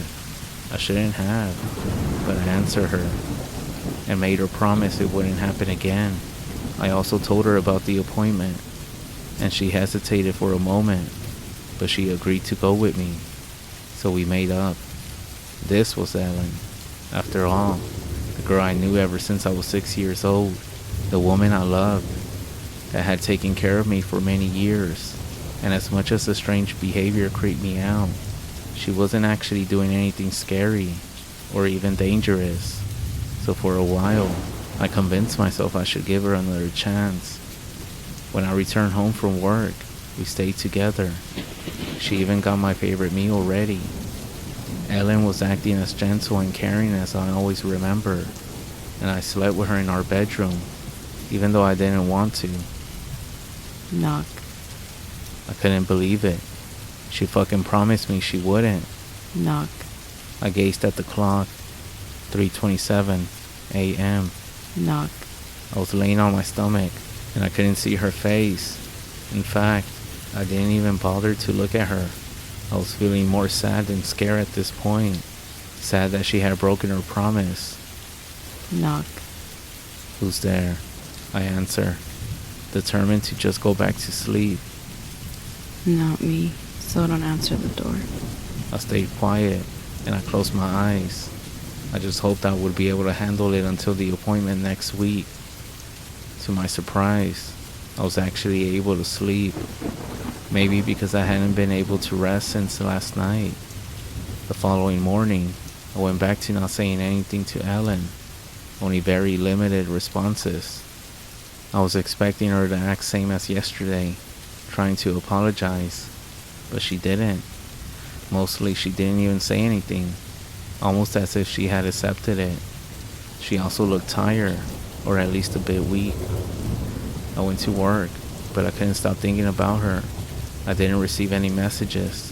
Once I got back, we had the most silent dinner I ever had in my life, and she barely ate anything. I decided to let her have the bedroom, and I would end up sleeping on the sofa. I wasn't sure if it would stop her, but I held on to the hope that she wouldn't go downstairs, only to tell me the same fucking knock-knock joke again. I covered myself with a blanket, shaked off the uneasy feeling, and tried to get some sleep. I had a deep sleep, without dreams. I felt like I was lost in darkness. Then, I heard somebody. I opened my eyes, and I saw Ellen, standing above me, looking at me with big eyes and dilated pupils that didn't seem to belong in such a completely neutral expression, watching me sleep. I almost screamed in fear, jumped out of the couch, and her eyes followed me as I stumbled across the dark room, creating distance between us. For a moment, I was able to glance at the clock above the table. 3:27 a.m. "Ellen, what the fuck are you doing?" I asked, desperate, but she didn't move. In fact, she didn't say anything. She just stared at me, as if I was made of glass and she could see right through me. Then, I heard a knock on the front door. I looked over in that direction, and it was followed by another knock, and another. Someone almost pounding at the door. I glanced back at Ellen, and she was still staring at me. Slowly, I got closer to the door and she didn't move. The pounding continued. "Who's there?" I screamed. It stopped, and then I heard a voice. John? John, can you hear me? Open the door, please. John, please, open the door. I froze in place. The voice kept calling me, but I couldn't believe it. It was Ellen's voice, coming from the other side of the door. But it couldn't be. I beg you, John, open the door. She's not me. Slowly, I turned my head to look at Ellen, standing in front of the couch, and she was looking at me with the same eyes and a terrible, wide grin across her face. The pounding continued. John, open the door, please. I stayed still, not knowing what to do. And then, I don't remember what happened after that. I just woke up in my bedroom. The digital clock indicates 4:21 a.m. Ellen isn't by my side. I'm completely alone. I'm trembling uncontrollably, and I'm not sure what's going on. I don't remember what happened after I saw her terrible grin. I'm not even sure if I opened the door. I tried to look for my phone, see if I could call the police, or at least someone that I know, but I left it downstairs. All I have is Ellen's laptop, and it's where I'm writing this right now, to get some sort of advice, because I know I can't go downstairs. Everything is dark, very dark, almost as if the shadows are leaning into the room, and I can also hear a low, scratching sound. What should I do?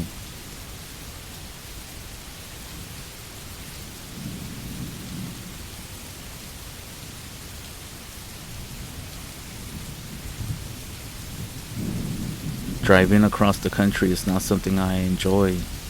I used to not mind it so much back when I wasn't required to do it every other week. I work in the sales department for the largest office supply company in the Midwest. Basically, my job is to contact various other businesses, offices and firms, and sell them office supplies in bulk.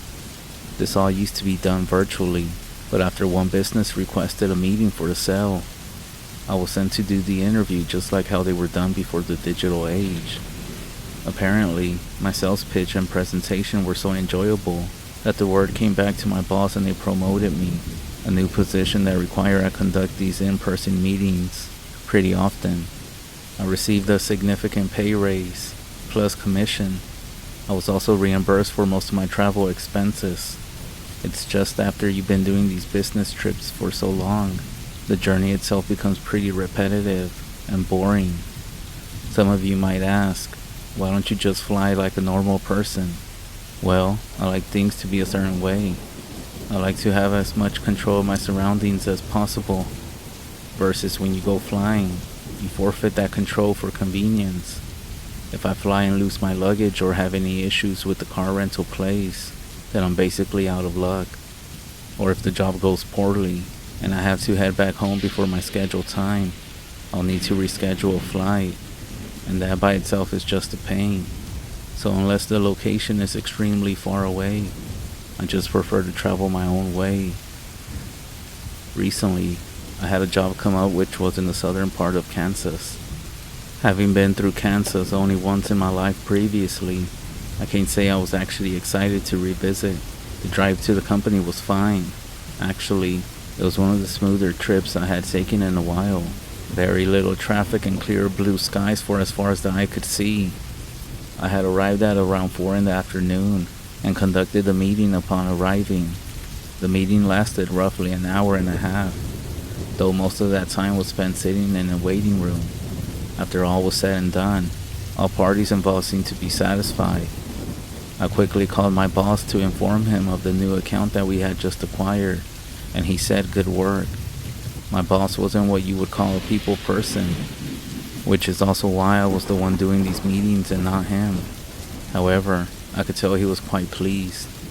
You work with someone for so long, you pick up on a few things. I tossed my briefcase into my car and hit the road. After driving for nearly 2 hours, the road and the horizon were starting to blur together. With a yawn, I looked down at the time. It was about to be 8 p.m.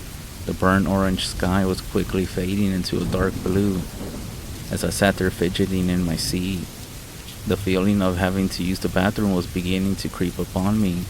I kept my eyes peeled for any sign of a turnoff for a fast food restaurant or even a gas station. However, no sign was to be seen. It was just a mile marker after mile marker, and they were passing by at a rapid pace. There were no turnoffs, at least not that I could see.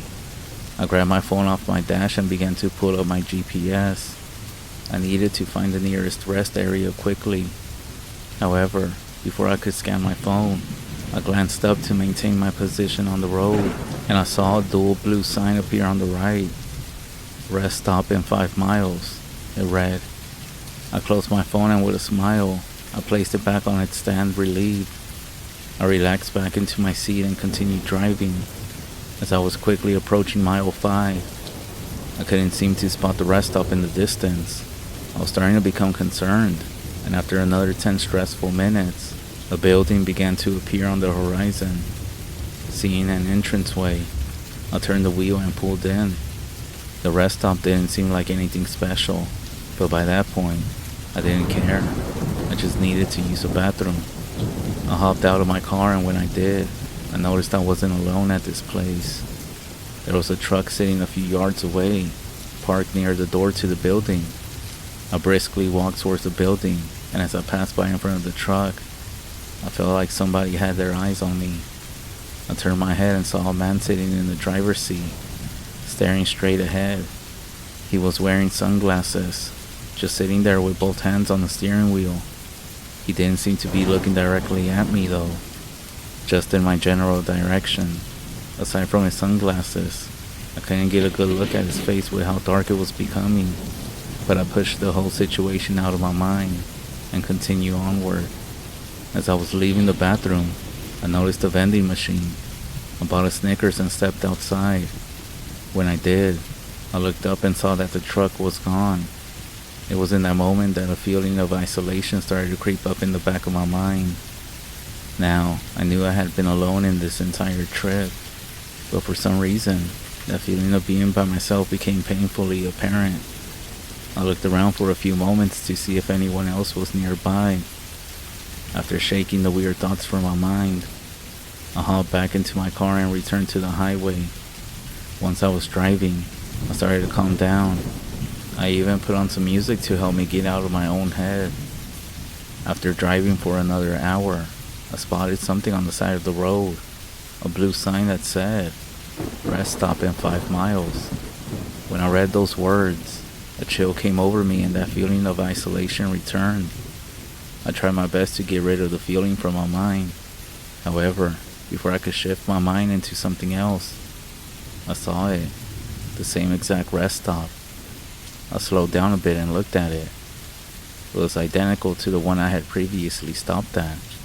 I tried to rationalize that the state had simply copied and pasted their rest stop design. I looked away and sped up, and I continued along the highway. I drove for another 2 hours, and by that point, the sun had set and had been replaced by the moon and stars above. Admiring the clear sky overhead, my eyes drifted down, and I saw it again. That same exact sign. Rest stop in 5 miles. I didn't want to stop at this place again, simply because this whole area was starting to creep me out. I had been driving pretty much non-stop since I left. I needed a break. And again, the same building appeared, and against my better judgment, I pulled into the parking lot. As I parked my car, my eyes drifted to the left, and I saw that same exact truck from before, in the same exact spot as before. I squinted my eyes a bit, but it was now far too dark to see if anyone was inside. I sighed, not wanting to be here any longer than necessary. I went to reach for the door handle, but then I stopped. That feeling from earlier, that feeling of eyes on me, came back. There was someone standing in front of my car's headlights. Whoever it was wasn't there a moment ago. I turned and looked at them. It was a man, just standing there in front of my car. He seemed to be wearing sunglasses, even though it was quite odd given it was the middle of the night. He wasn't moving. His arms hung limply at his side. I was able to roll down my window and call out to him, asking what his problem was. But then one of his arms began to move. It slowly lifted to his face and peeled away his dark sunglasses. His eyes were missing. 2 dark holes in his face. And despite him not having eyes, it still felt like he was watching me. He continued standing there, not moving a single muscle aside from removing his sunglasses. My steering wheel began to creak and groan as I gripped it tighter and tighter. Then, in the blink of an eye, he was gone. He was no longer standing in front of my car. I exhaled, trying to gasp the air back in. A moment later, my heart started aching as it pounded in my chest. Then, that feeling came back. The feeling of those eyes, watching me. I slowly turned to my left, and that face was inches away from my driver's side window. I was so close to him, I could see the reddish black skin shifting around as if there were still eyes inside looking at me. He pressed a single hand on my window, and I fucking screamed as loud as I could. I slammed my car in reverse and nearly crashed trying to spin my car around. I drove towards the exit of the rest stop, and instead of continuing the same way I had been, I turned left and decided to drive the other way this time. For nearly 45 minutes of driving, I could barely control my breathing. Every time I think I had gotten it under control, I would lose some air. I could barely bring myself to think about those empty eyes, let alone start rationalizing what that thing was. I drove for another hour before I spotted something up ahead on the right, a small roadside diner. There was a big sign out in the front that said, "Open 24 hours a day." I immediately pulled inside and parked. I just sat in my car for a few minutes, trying to collect my thoughts. During that time, I kept looking back over my shoulder to make sure whatever that thing was hadn't followed me. I stepped outside and entered the diner. A small bell announced my arrival. I saw that the inside was virtually empty. There was a single man who seemed to be a trucker sitting at the counter, drinking coffee and reading the newspaper. He gave me a passing glance and continued reading. A moment later, a waitress came rushing out of the back and told me to grab a seat anywhere.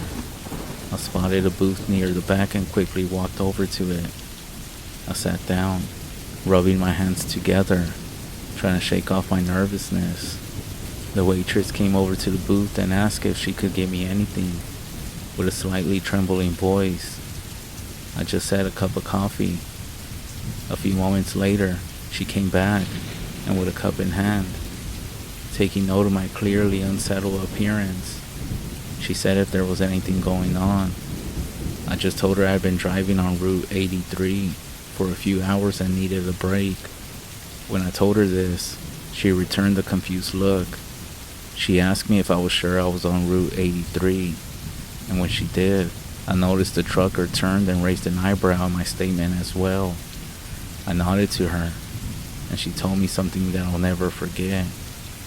She said that most of Route 83 had been closed for a few weeks now, that there are roadblocks and signs all over the road itself. She also said that there's an ongoing investigation about recent disappearances that all seem to be happening in one area, near a lonely rest stop.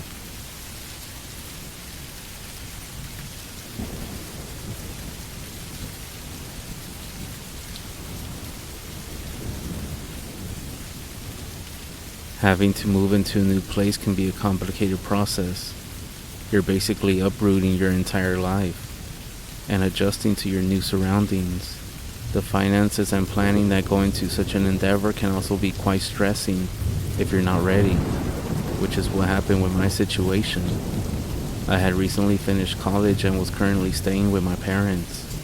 Not an ideal situation, but my mother invited me to stay as long as I provided some sort of rent. I had been staying home for roughly a year, and towards the latter months I had been searching for a new place that didn't have my parents hanging around at every turn. Towards the end of the year, my parents had informed me that they had just sold our house and were getting ready to move to the southern part of Florida. This took me by surprise as I wouldn't be able to go with them because of my work obligations. This made me find a new place to live as soon as possible. Just about all the apartment complexes in my area wouldn't have any vacancy for weeks or months, and most other places weren't even accepting applications. Getting concerned and my options becoming more limited by the day, a posting was submitted for a house on the other side of the city. It was a place for rent, and the owner didn't really seem that big on official procedures. They probably hadn't rented homes very often before. I reached out to them with my information, and they approved me only after a few days of speaking with me and reviewing my application. I exhaled a sigh of relief and was able to move in not long after. Thankfully, I don't own that much stuff, only about a bedroom's worth of belongings, so my moving costs remain fairly low. When I pulled up to the location, the renter was standing outside of the house. It was an older woman who had a deep southern accent.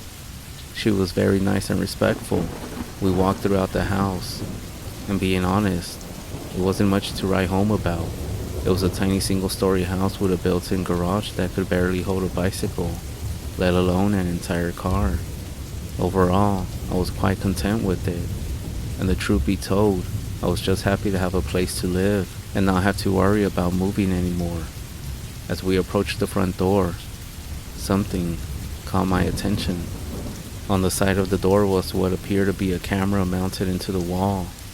I asked the woman what this was exactly, and she mentioned that the previous owners of the house were concerned about home security, so they installed a security system throughout the house. She mentioned there being a camera at the back door as well. I was a bit surprised that someone would actually come out here for home security, given the house itself and the surrounding area, but I guess you can't really put a price on peace of mind, I thought. We finished the walkthrough, and I signed all the required documents before moving into my new home. The owner also handed me a slip of paper with all the information about the security systems. It instructed me to download an app and log in to set everything up. That evening, after I had moved most of my things into the house, I lounged on my bed with my phone. I pulled up the security app and tapped through it. The interface was fairly clunky and difficult to use. It looked quite outdated compared to the newer, higher-end systems that people purchase. However, it did let me access both cameras, the one at my front door and the one at my back. I spent a few minutes looking around at my driveway before getting bored and just opening up a game. As the hours dragged on, I eventually found myself getting more and more tired before falling asleep with my phone in my hand. When I woke up in the morning, I was confused. For the first few seconds, I wasn't sure where I was, but after taking a moment, I realized where I was and sighed with relief. I grabbed my phone to check the time and was surprised to find a notification on my home screen. It was a notification from my security system that I had previously set up. It told me that someone had rung my doorbell a short time after I fell asleep. I thought this was odd, as I had fallen asleep late in the evening. I pulled up the app and I scrolled back to that time. It gave me a precise time for the ring, but the camera showed no one standing outside of my door. I scrolled back and forth for some minutes before eventually giving up and beginning my day. Nearly a week after I had moved in, I was lounging in the living room on the cheap couch that my parents had gifted me, watching a bit of TV, when my phone vibrated in my pocket. I got my phone out to check to see who was texting me, but it was another security alert. This time, it said, "Motion detected." I opened the app and activated the camera. As the tiny feed came into view, I couldn't see anything. Then, I noticed something at the corner. Someone was standing in my driveway, but they weren't moving, just standing there near my car. I sighed and rose from my seat. I walked over to the door and opened it. I called out loud and with a stern voice, "Hello," but was quickly silenced as I didn't see anyone standing out there. My entire driveway was clear except for my car. I even stepped out and walked around my vehicle to make sure no one was hiding behind it. I then took a moment to look up and down the sidewalk, but I couldn't see anyone around. Scratching my head, I went back inside. There wasn't another incident like that for the following 2 weeks. Then, towards the end of the first month of living there, something even stranger happened. I was in my room typing up some reports I missed at work, so that I wouldn't have to get chewed out from my boss the following day, when my phone suddenly began vibrating along my desk. It was almost like I was receiving multiple text messages. I quickly grabbed my phone and flipped it over. There were numerous alerts from my security system going off every few seconds. There were motion alerts from both my front door and my back door. At first, I figured the devices were messing up. That seemed to calm my mind, if only slightly. Still, I opened up the application to make sure it was just nothing. When I switched on the front door camera, I felt my heart drop. There was another shadow figure.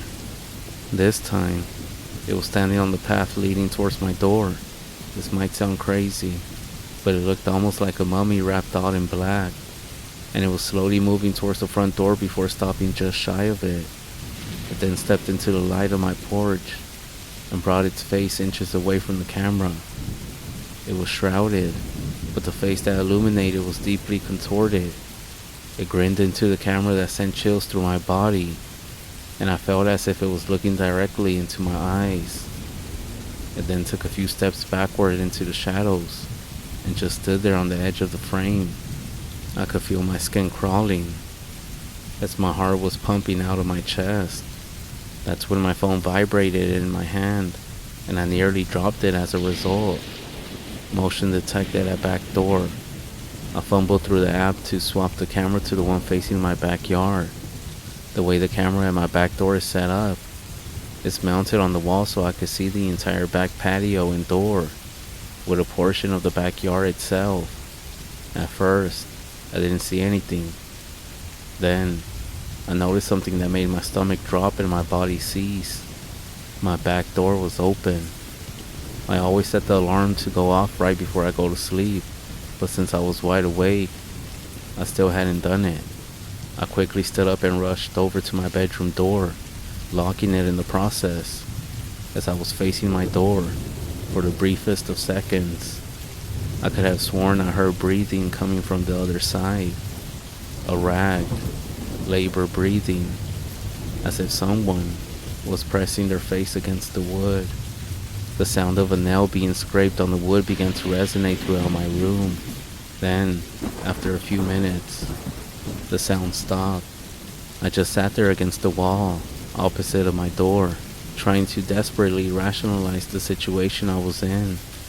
Before I knew it, hours had passed, and the sun was already cresting through my window, and I rose from my seat. Slowly, I unlocked the door and pulled it open. The coast was clear. I have no idea where that thing came from, or what it even wanted with me. All I know is that it's gonna take some time for me to find a new place to live. In the meantime, I'm heading down to the store to buy a hammer, wood, and a lot of nails. At this point, I'm buying a gun as well.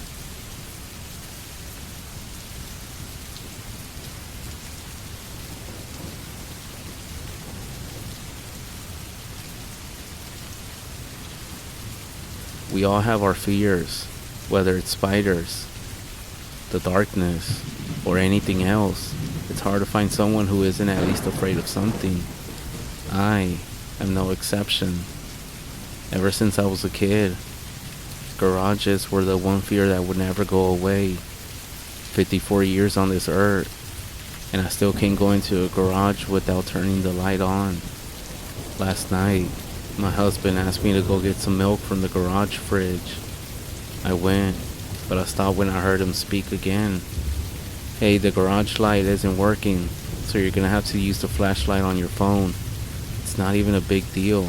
I thought to myself, you're gonna have to grow up and use a flashlight. It was a habit to turn on the light and check every inch of the room upon entering the garage. I don't know what I check for, but there is always just an overwhelming feeling to do this.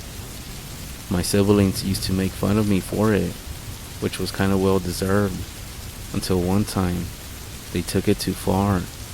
It was April 1st, and feeling very groggy and half asleep, I opened my bedroom door, and a bag was placed over my head. I heard the giggling of my sisters as they pushed me into the garage and locked the door behind me. Looking back on it, they might have been trying to help me get over my fear, but it didn't fucking work. Engulfed in darkness, and also unable to find the light switch, I did the only thing that seemed rational. I screamed, for what felt like hours, but it was just a minute or two. I screamed as loud as I possibly could. When my parents finally opened the door, they found me sobbing, curled up in a ball and still screaming. It took them about 15 minutes just to calm me down. I was finally able to explain what happened, but I did leave out a detail. Maybe it was just my imagination, since I was being very loud and easily could have misheard. But when I was in there, I thought that maybe just for a second, I could hear something screaming back at me. That was the only incident involving garages that I had for my entire childhood, and even up to now being an adult. That is, until earlier today. Like I said, the garage light was broken, so I had to enter it armed with just my phone. I wish I would have told my husband to do it, but maybe that wouldn't have changed anything. So I entered the room, and I walked towards the fridge. I was looking everywhere with the light of my phone. There was nothing. There are many items and objects that can take the shape or silhouette of something. I opened the door to the fridge, and that's when I felt a hand on my shoulder. I spun around, and that's when I was met with the face of my husband. "I got you, didn't I?" he said, very excited. Not amused, I sighed and grabbed the milk, then followed him out.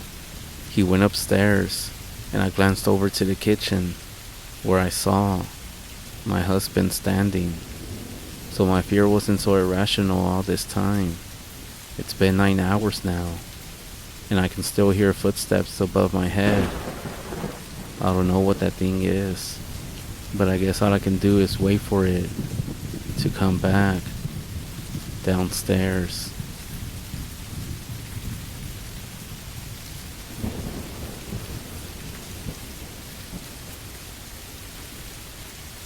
A couple of years ago, I went to a rehab in South California for alcohol and drug addictions.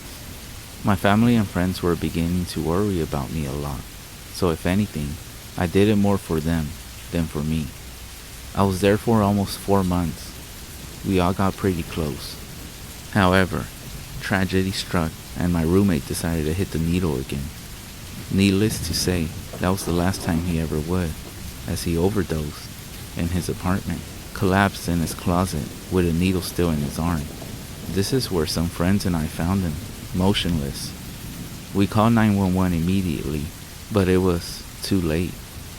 A few weeks passed, and we are still living in the same apartment that he passed away in. Being sober, and not really knowing what sober people do with their time and lives all day, we did a bunch of random shit to keep our minds off our old habits. On this one specific night, we decided to use a Ouija board. We all sat in the living room and began. We said the prayer, put our hands on the planchette, and started asking routine questions and got nothing. We were about to quit when someone had the brilliant idea of going into our friend's room that passed away. Sitting in the room, we pulled everything out, redid the procedure, and asked for, let's call him Brad. We then asked, Brad, are you still with us? Surprisingly, the planchette went to yes. Both a little freaked out and a little excited, we continued. We then asked simple things like if he was okay, etc. Everything was fine until we asked Brad why he did it. The planchette then went to BADGNE. We thought about this for a while and asked, is Brad gone? The planchette then started moving like I've never seen it move before. Z-O-Z-O-Z-O. Over and over again. I had no clue what the fuck this was, but I turned to my friend, and his face was white. When the planchette finally came to a rest, I asked my friend what was wrong. We need to quit. We need to stop this right now. Being a huge tough guy, it was strange to see him so scared. Stop being a pussy, I jokingly said. That's Zozo, a Ouija board demon. He acts to be a friend or family member and then finally reveals himself. I took this in and kind of chuckled to myself. That friend took off and went back to his apartment while the two of us stayed, laughing at the demon and cussing him out. We finally asked what he wanted, and the planchette pointed right at me. Terrified, I asked, what do you want with me? It then started moving to the letters H-E-L-L. You want me in hell? It then moved towards yes. Are you going to kill me? The planchette stayed at yes. Getting a little freaked out, I asked, how are you going to kill me? It then started moving towards F-I-R-E. And then out of nowhere, the planchette shot towards one of our candles, knocking it onto the floor, starting a small fire on the carpet. We quickly put it out, and as we were doing so, we looked back at the Ouija board, terrified. We picked up the planchette and walked back to the board and said goodbye. And then we went outside to burn that board that same night. I refused to sleep in that apartment after that night, and I ended up relapsing after going back home. So I beg you, don't ever play with a Ouija board. And Zozo, I hope we never meet again.